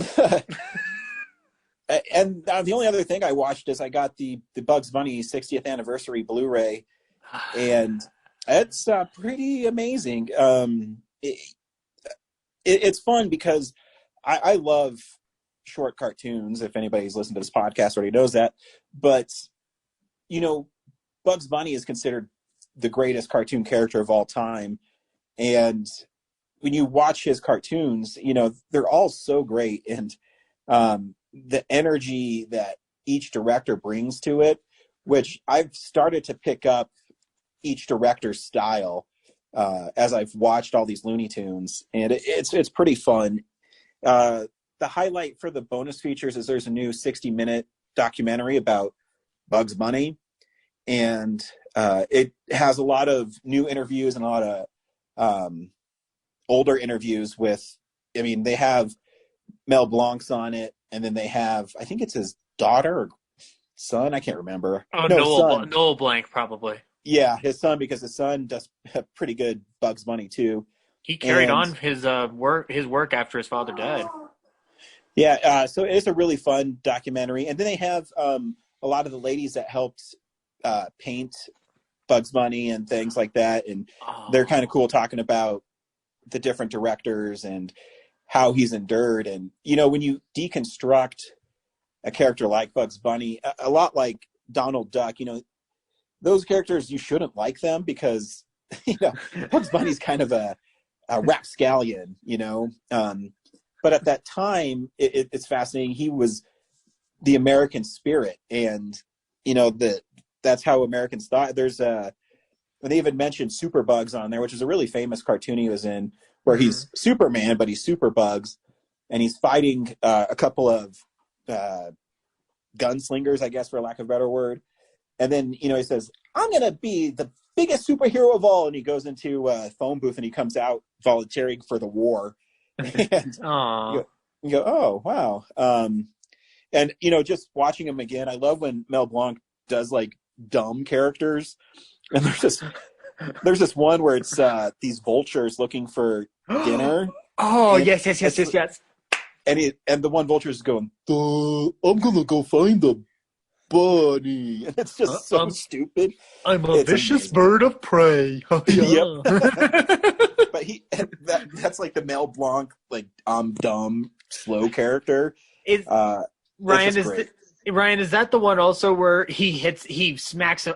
He hits him really hard with something, and then he goes, "Which way did he go, George? Which way did he go?" No, that's the sheepdog with Wile E. Coyote.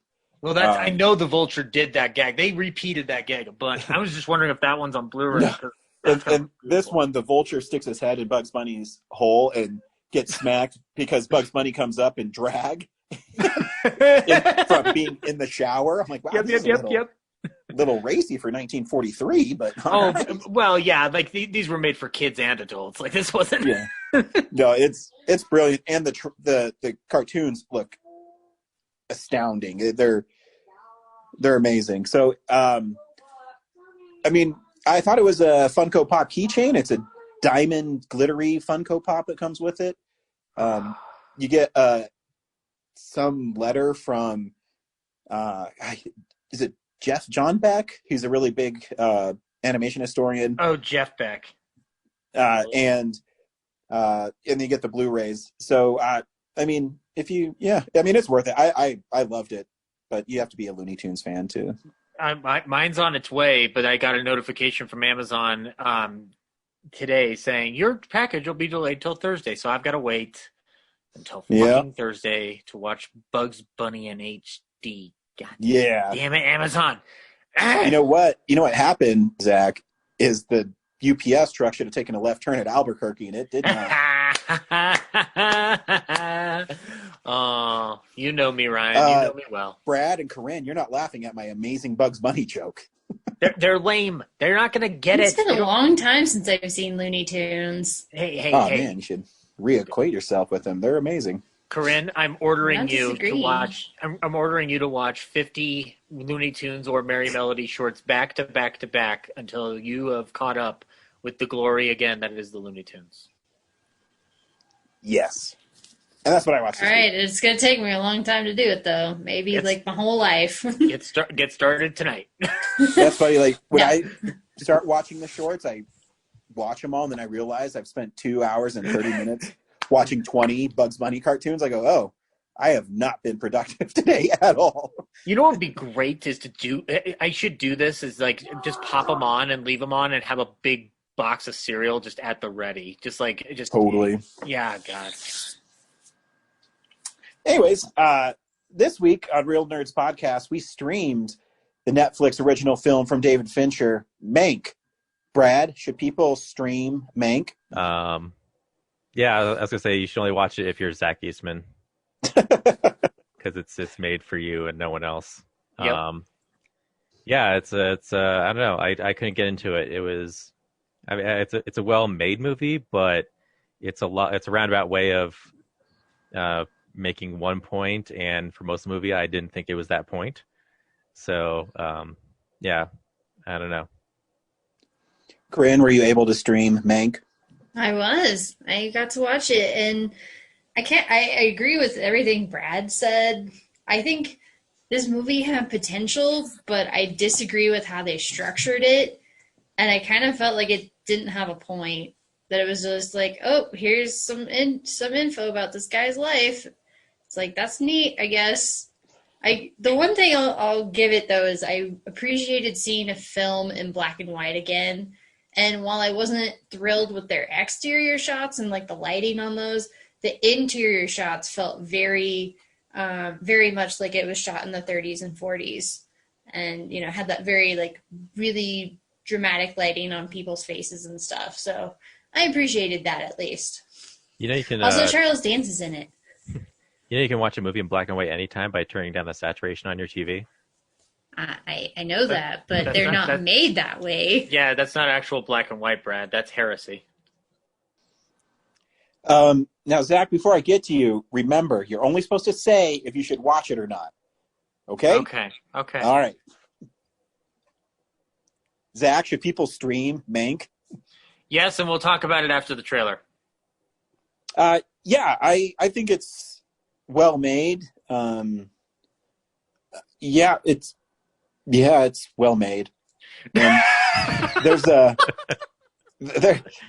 some funny. I really love jokes that are hard to pick up if you're not paying attention to the film, and this has a couple pretty great ones in it. But yeah, I'm also on Brad's, but where I thought it was fun and well made, I also thought, okay, it's what it is. Here's a trailer for Mank. Mank? It's Orson Welles. Of course it is. I think it's time we talk. What is it the writer says? Tell the story you know. Hello, everyone. Make yourself to home, Mr. Mankiewicz, or shall I call you Herman? Please, call me Mank. Mank. This is Herman Mankiewicz, but we're to call him Mank. Mankiewicz? Herman Mankiewicz, New York playwright and drama critic. Turned humble screenwriter, Mr. Hearst. This is a business where the buyer gets nothing for his money but a memory. What he bought still belongs to the man who sold it. That's the real magic of the movies. Thunder, lightning, blood, fire, religion. Help! Someone save me! All in one film. That's director proof. That's why I always want Mank around. I hear you're hunting dangerous game.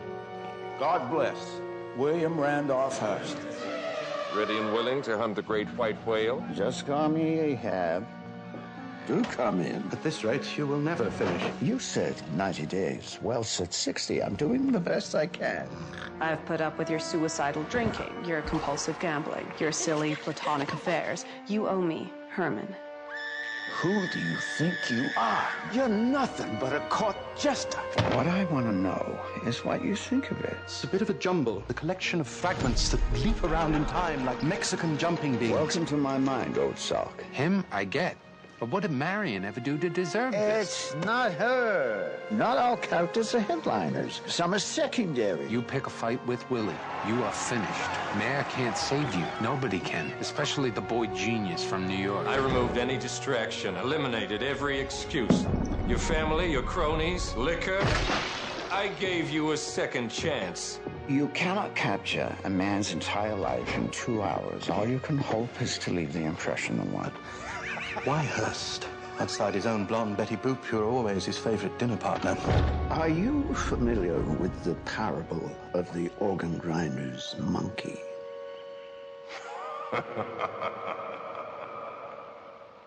So Mank follows Herman Mankiewicz, who is a really prolific screenwriter in the golden age of Hollywood, and kind of traces his writing Citizen Kane for Orson Welles and flashes back to his career 7 years previously in the grips of the Great Depression and people getting fed up with the studio system and lots of politicalness going on.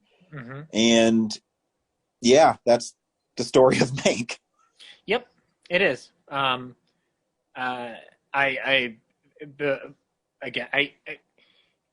Full disclosure to anybody listening to this who hasn't watched the movie, if you're going in for a movie about the creation of Citizen Kane that follows facts, you're going to be disappointed.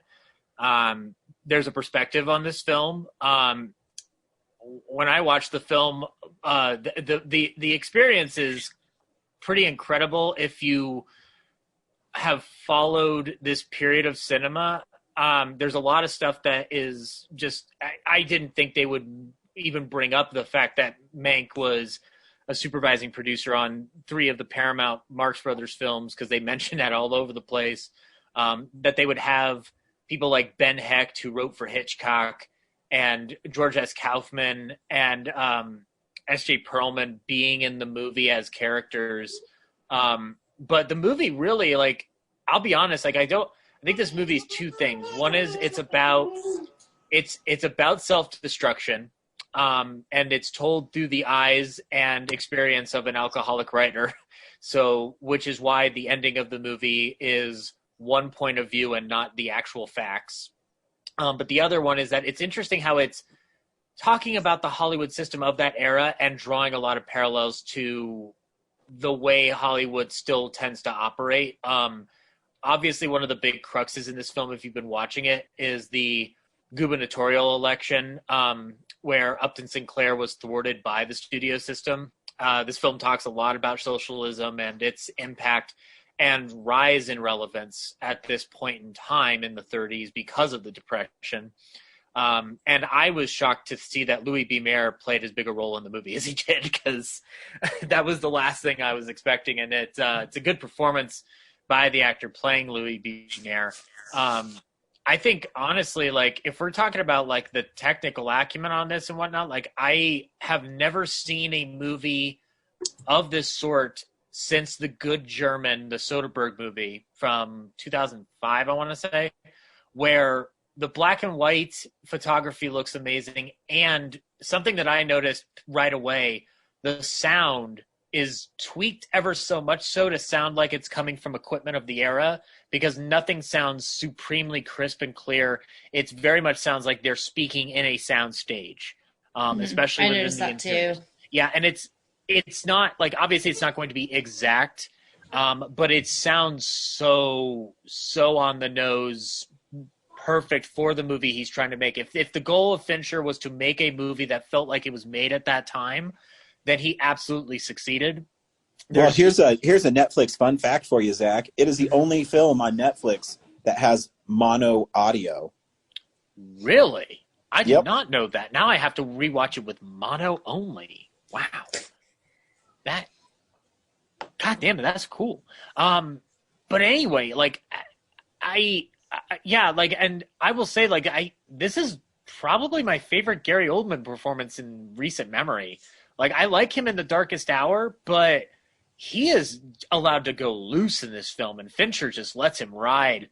Like, it's that scene at the end when he is laying into her, Stan Mayer, at that dinner party is just astounding. The monologue, there's a lot of cringe moments, because, like, he's basically, this is like basically the dramatization of how Mankiewicz basically threw his golden ticket to the Hearst Palace out the window and what brings him to the point of writing something like Cain with Wells. And just the audacity of the film, I think, is ultimately, like, it structures itself like Citizen Kane. And there are moments where I think it doesn't work in terms of how they cut between the past and the present.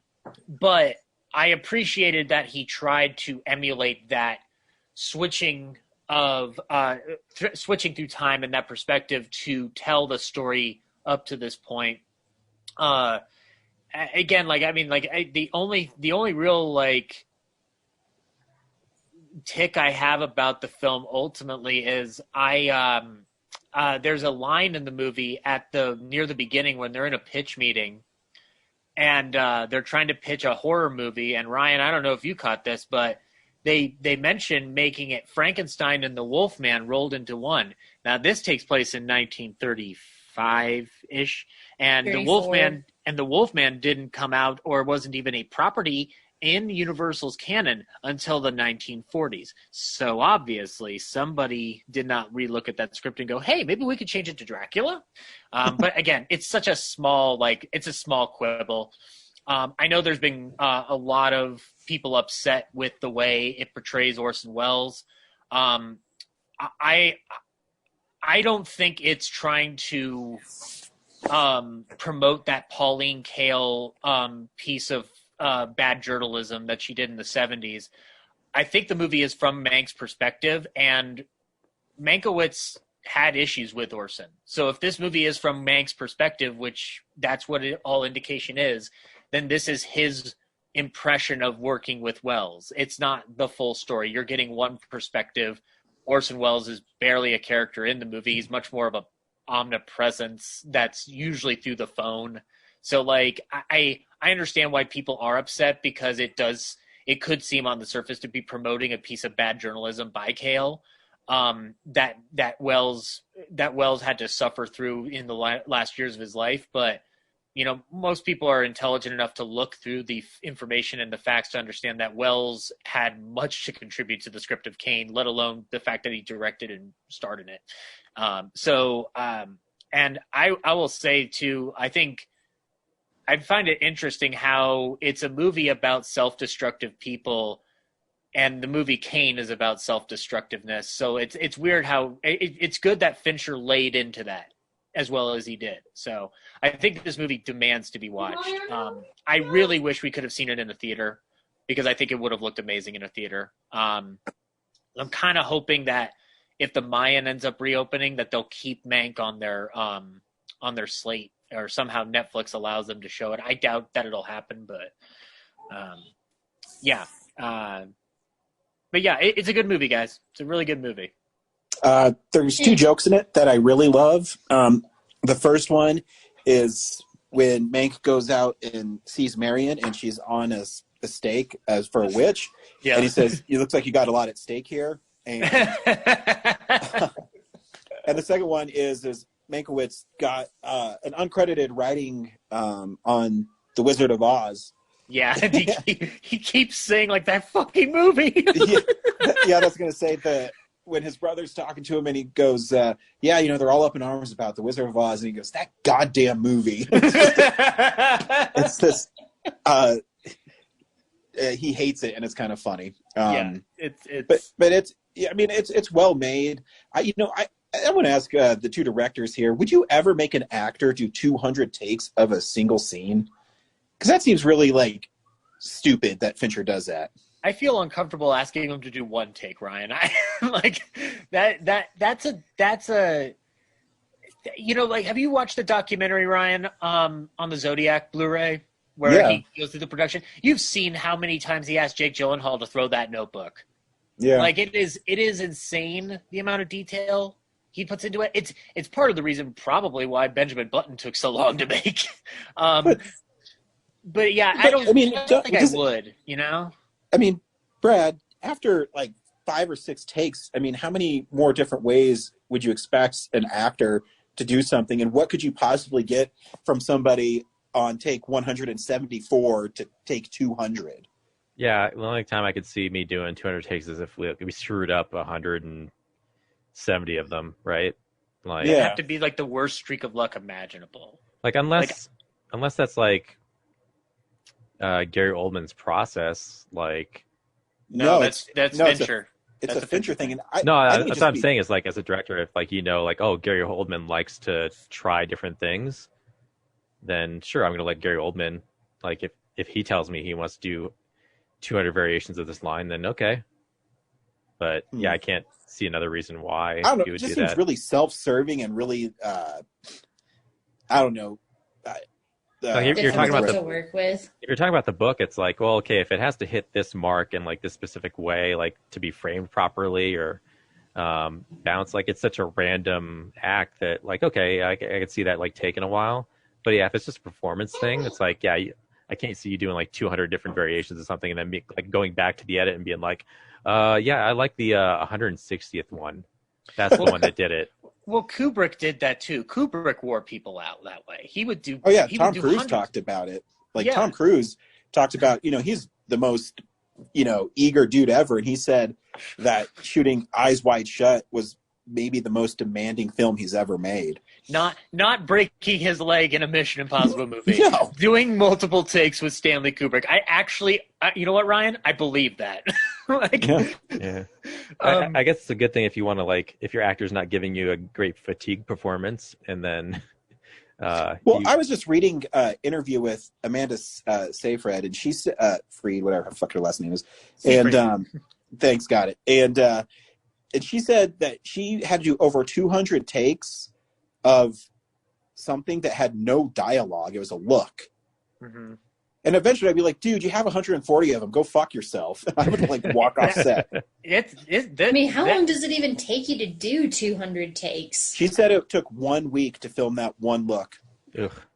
Yeah. Are you kidding me? Well, this is one of the consequences of digital filmmaking. You can have as many takes as you want theoretically, But Edgar Wright always there's a piece of advice Edgar Wright always puts down on paper that I respect to the ends of the earth. He's just like, I don't want to get comfortable with that digital tech.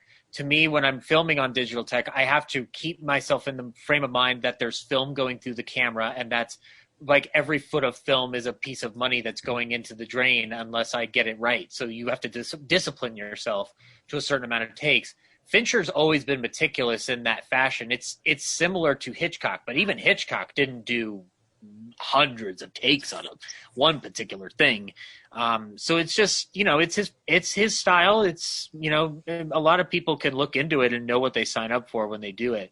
Actually, speaking of Seyfried, though, she's great as Marianne Davis in this movie. Like that scene where they're walking through. I thought she was the MVP of the movie, to be quite honest with you. She is. I undoubtedly. The scene where she and Mank are walking through the Hearst estate, and they're just talking. It's some of the best performance I've ever seen her give in a movie. It's just wonderful. I didn't even realize it was her until like halfway through the movie. She doesn't look.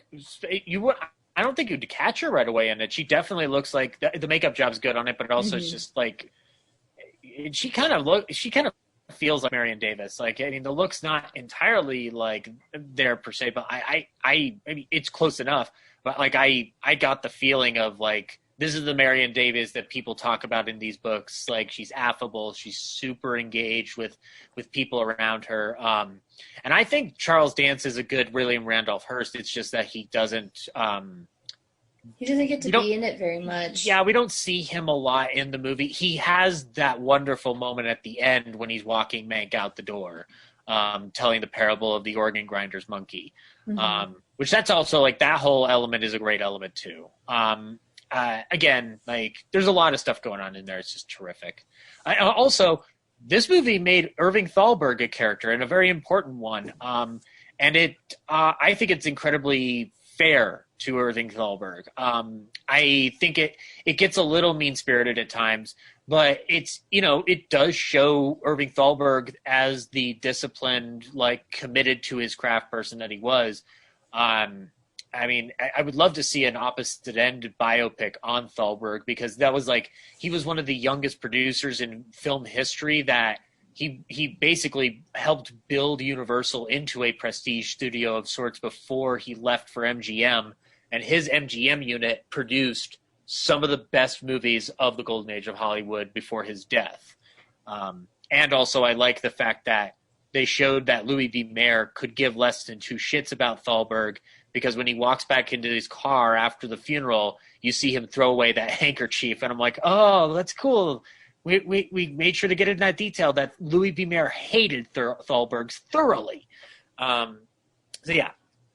See the movie, guys. It's 2 hours and 12 minutes. It's free. Can't kill you. It's not free. You gotta subscribe to Netflix, but yeah. If you're already subscribed to the Netflix thingamajigger, you can watch this movie. Yeah, like I said, I was not a big fan of it. I think it has some merit, but I just didn't. Admittedly, like I watched it in multiple parts. I wasn't able to sit down and watch it all in one sitting. I had to watch like the first 30 minutes last night, and then I was just kind of watching it, maybe like every 15 or 20 minutes as I could today. So admittedly, maybe not the best way to watch it, but I felt like it took a really long time to get going, and I wasn't sure like what's the conflict, what's the plot, other than just he needs to write Citizen Kane. I'm like, okay, that's not compelling enough for me to watch this. But again, I was like, Charles Dance is in it, and Gary Oldman is like, I like these people, I'll watch it. So, so the political angle obviously spoke to me, and I was like, this is really interesting. But I think like just the way they approached it, I don't know. It's like they didn't focus on it long enough for the runtime. It's like you could have just made a movie that was just about that, like just about like the whole political thing and like how the parallels to today and everything. That could have been its own movie. But there's a wonder that I have of how much of Jack Fincher's script was changed or left unchanged upon filming, because I'm curious to find out, one, how long it is, and two, how much more of the gubernatorial election is contained within it. I think that the hook of Kane is what allows it to flow, because it is drawing that allusion to Kane. But again, if you haven't watched Kane, or you're not into Kane, or whatever the case may be, it's going to feel. I would imagine somebody feeling a little bit bored by it. Yeah, and it's been a long time since I've seen Citizen Kane, and I think I might have been in high school, and I don't remember liking it when I did see it, so that's probably a disadvantage for me, because it just kept flipping back and forth, and like I got the mechanism, and I kind of liked how it was like the, you know, like the words that you'd see on a script of like exterior, you know, theater, blah, blah, blah. So that was kind of neat, but I don't know. It was like, what was the point of this movie? My thing that I wanted to see, if I could like just tell them, okay, take it back to the drawing board, do a second draft, is I wanted to see more of Mank, Hearst, and Marion, because the way they talked about it, Mank was like really well respected at San Simeon, and like Hearst liked the way he talked, and that he was like the golden boy at the dinners, and he was. If you got this impression like he knew them really well, and that he had this kind of like platonic weird relationship with Marion, that, you know, he was kind of sweet on her but in like a platonic way, but he was also kind of using her to get information that he wanted.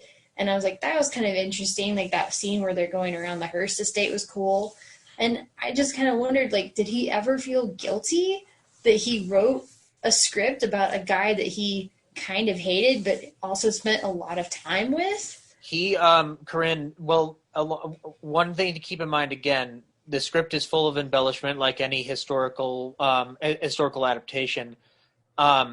He was ousted from the Hearst circle by the point that he's sitting in that bed writing Kane up in Arizona. And he's the one of the things is Charlie Lederer, Marion Davies' nephew. Forgive me if I'm misquoting this, but I believe that he did send the script with Charlie Lederer to Sam Simeon, and Charlie Lederer reported back that he didn't think that Marion would object to it. The whole meeting that Marion and him have after he's written Kane, and they talk about like, if this destroys you or if this destroys him, that never happened. So there's a lot of embellishment to elaborate on that relationship as an allegory for his time at Sam Simeon. I'd have to imagine, because Mankiewicz did start out as a journalist, he never didn't look at this from a journalist's perspective. And from all accounts, you know, not the worst journalist in the world. He certainly wasn't as bad as Hearst and his yellow journalism. But, you know, I do feel like if I had had more with them, it would have been interesting. I don't know, from my perspective, I don't know what it would have done to enhance anything further. I think that the big hook on it, and I would understand rightfully so from from what we deal in the modern context, is that the gubernatorial election is a little bit more of a prominent point, because it also signals the rise and the formation of the Writers Guild, which is very important, not just for Hollywood in general, but also ends up technically playing a big role in the writing credits on Citizen Kane itself, in regards to, there's a whole side issue regarding that. But at any rate, I don't know. I don't think it would have changed too much. It would have probably just tacked on another 30 minutes to the movie, which I don't know if you're looking for a 3-hour cut of this movie. I know I would love to watch any length of cut this movie has to offer, but that's just for me. somebody like me who, you know, I don't know like the whole history of Hollywood. I don't know these people. I don't know this story. So I'm looking, I guess I don't necessarily need realism or whatever that you're saying, like, oh, that wasn't, you know, that's not what happened in real life. Mm-hmm. And I get that, but I guess I just wanted a more compelling story than a guy just sits in a house and writes a movie. That's not that compelling to me. I wanted like more of that dynamic between him and Hearst and crap, I just forgot her name. Marion. Marion Davies, yeah. Yeah, I wanted a little bit, like I said, if they spent so much time together, I wanted, how did he think of Hearst? Did he think of him as like this shitheel of a human being? How did he feel like finding out, like, oh yeah, like this guy has been bankrolling half of my salary for the last several years? I don't know. Just give me a little bit more on that. Well, I mean, the good news is it can encourage you to dig further if you so choose. Well, but that's the thing is, like, I don't necessarily want to. And who knows? Like, that's emotion. Like, I don't, unless they wrote it down in a letter or diary or something, it's like, am I ever going to know how the hell Mankiewicz felt about Hearst unless he wrote it down? I think, Corinne, from a journalism perspective, digging into Hearst would be a fun avenue, unless you already know more about him than indicated. So, like, no. Yeah, I would definitely dig down that rabbit hole. He started the Spanish-American War, guys. So yeah. But I mean, I understand what you're saying. If it's not inherently interesting going into you to begin with, it might be hard to get hooked on it because there's a lot of Easter eggs throughout the film. Again, yeah, that's exactly how I felt. Like, they just kept name dropping people and things that I'm like, I'm sure that Zach, with his love of Golden Age Hollywood, is going to be like, oh, what a cool Easter egg. But it was like being at a baseball game and I just went, woo! Exactly. And I mean, I think the only reference I caught was like the Wizard of Oz one. And I was like, oh, I know that one. And MGM and they talk about the lion. I was like, oh yeah, I know that. Ryan, the more I think about that line, it might be my favorite line in the movie. That fucking movie. I mean, it felt like kind of like what my friend did when she went to go see Infinity War with me without having seen any of the other MCU movies. It's like, here's all these people and all these things that you should care about, but you have no context for them whatsoever. Have fun. Yes, guys, this is my end game. Actually, I just thought of another line that's really great. When he's having lunch and he's talking about the Writers Guild, he says a bunch of writers and they didn't put an apostrophe before the S. I like that too. That was really funny. That's a funny line. That's a good moment. Also, really quickly, the scene, one of my favorite scenes in the movie has to be when he talks to his friend who helped create the anti-Upton Sinclair newsreel, and you see that you discover that the man's got Parkinson's. And he starts doing, like, there's this slow creep in on, like, the shakes. And I'm like, this is just tense as shit.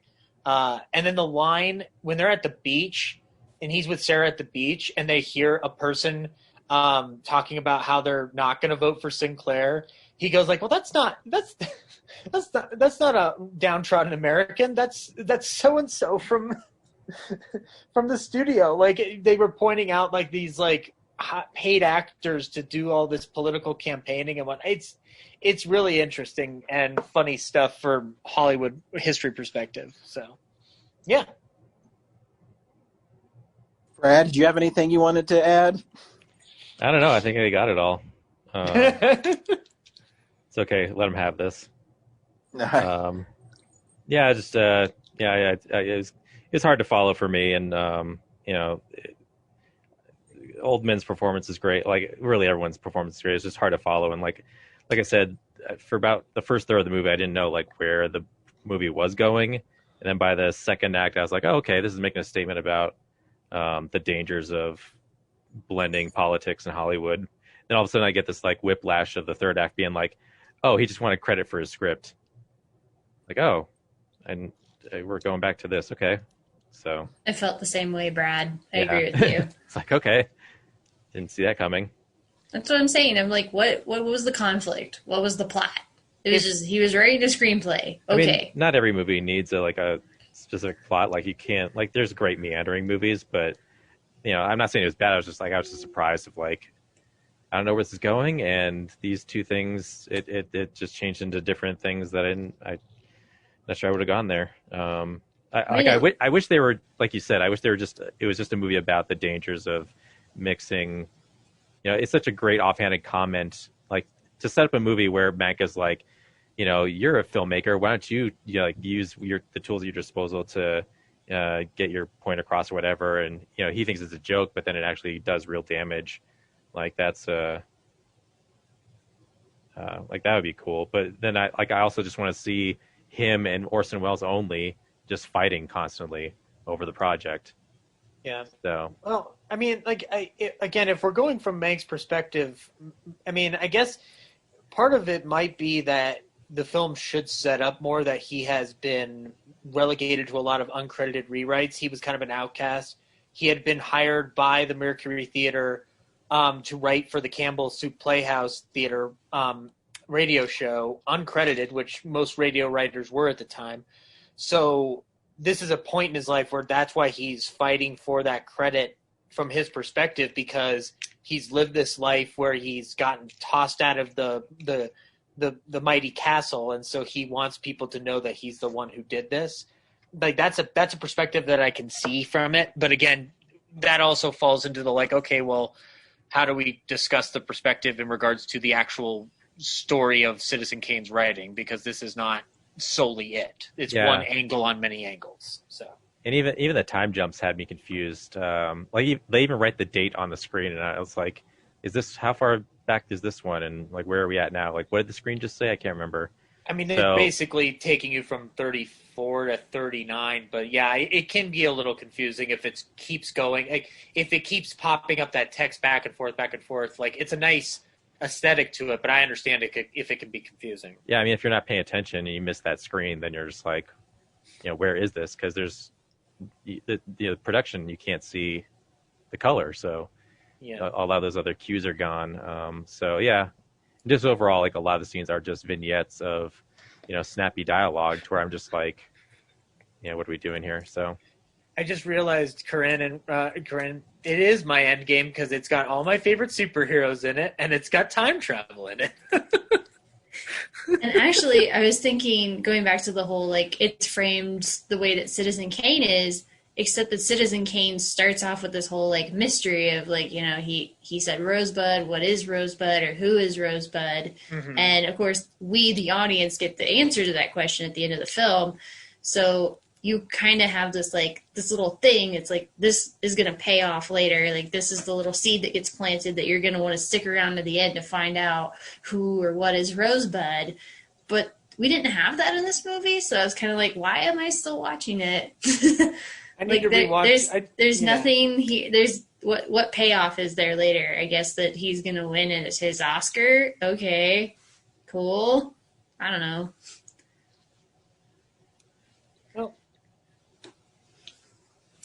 We'll see what happens as time goes on for old Mank.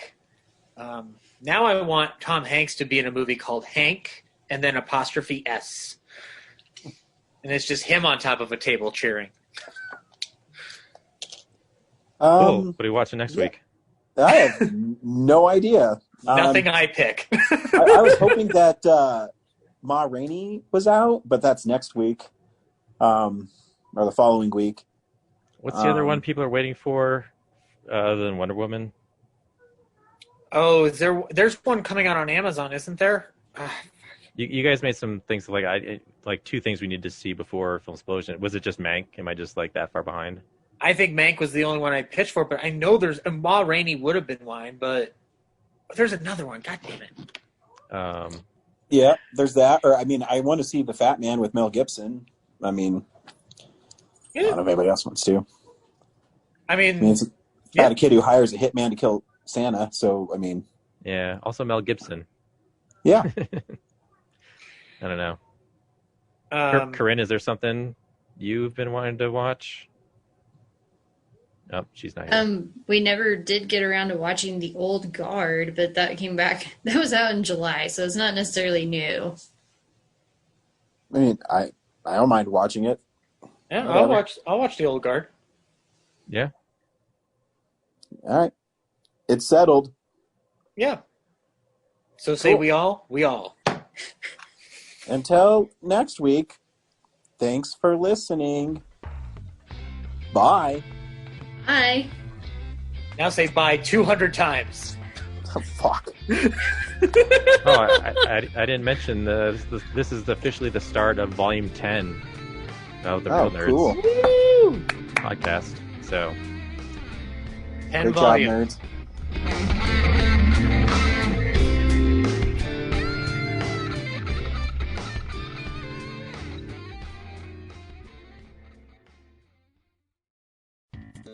Thank you for listening to this episode of Real Nerds Podcast. Real Nerds Podcast is a production of Nebulous Visions Multimedia. Thank you to Sparks Mandrill and Plan 9 Studios for our kick-ass theme song. Also, if you're in the Denver area and you're looking for a cool place to see movies, we see them at the Alamo Draft House in Littleton and now also in Sloan's Lake. Thank you to Colorado Coins, Cards, and Comics for supplying us with all our comic needs, especially you, Andrew. You know who you are. And a big shout out to James's mom. I'm giving you an electronic hug that you can feel through the airwaves. Thanks for listening, and have a nice day.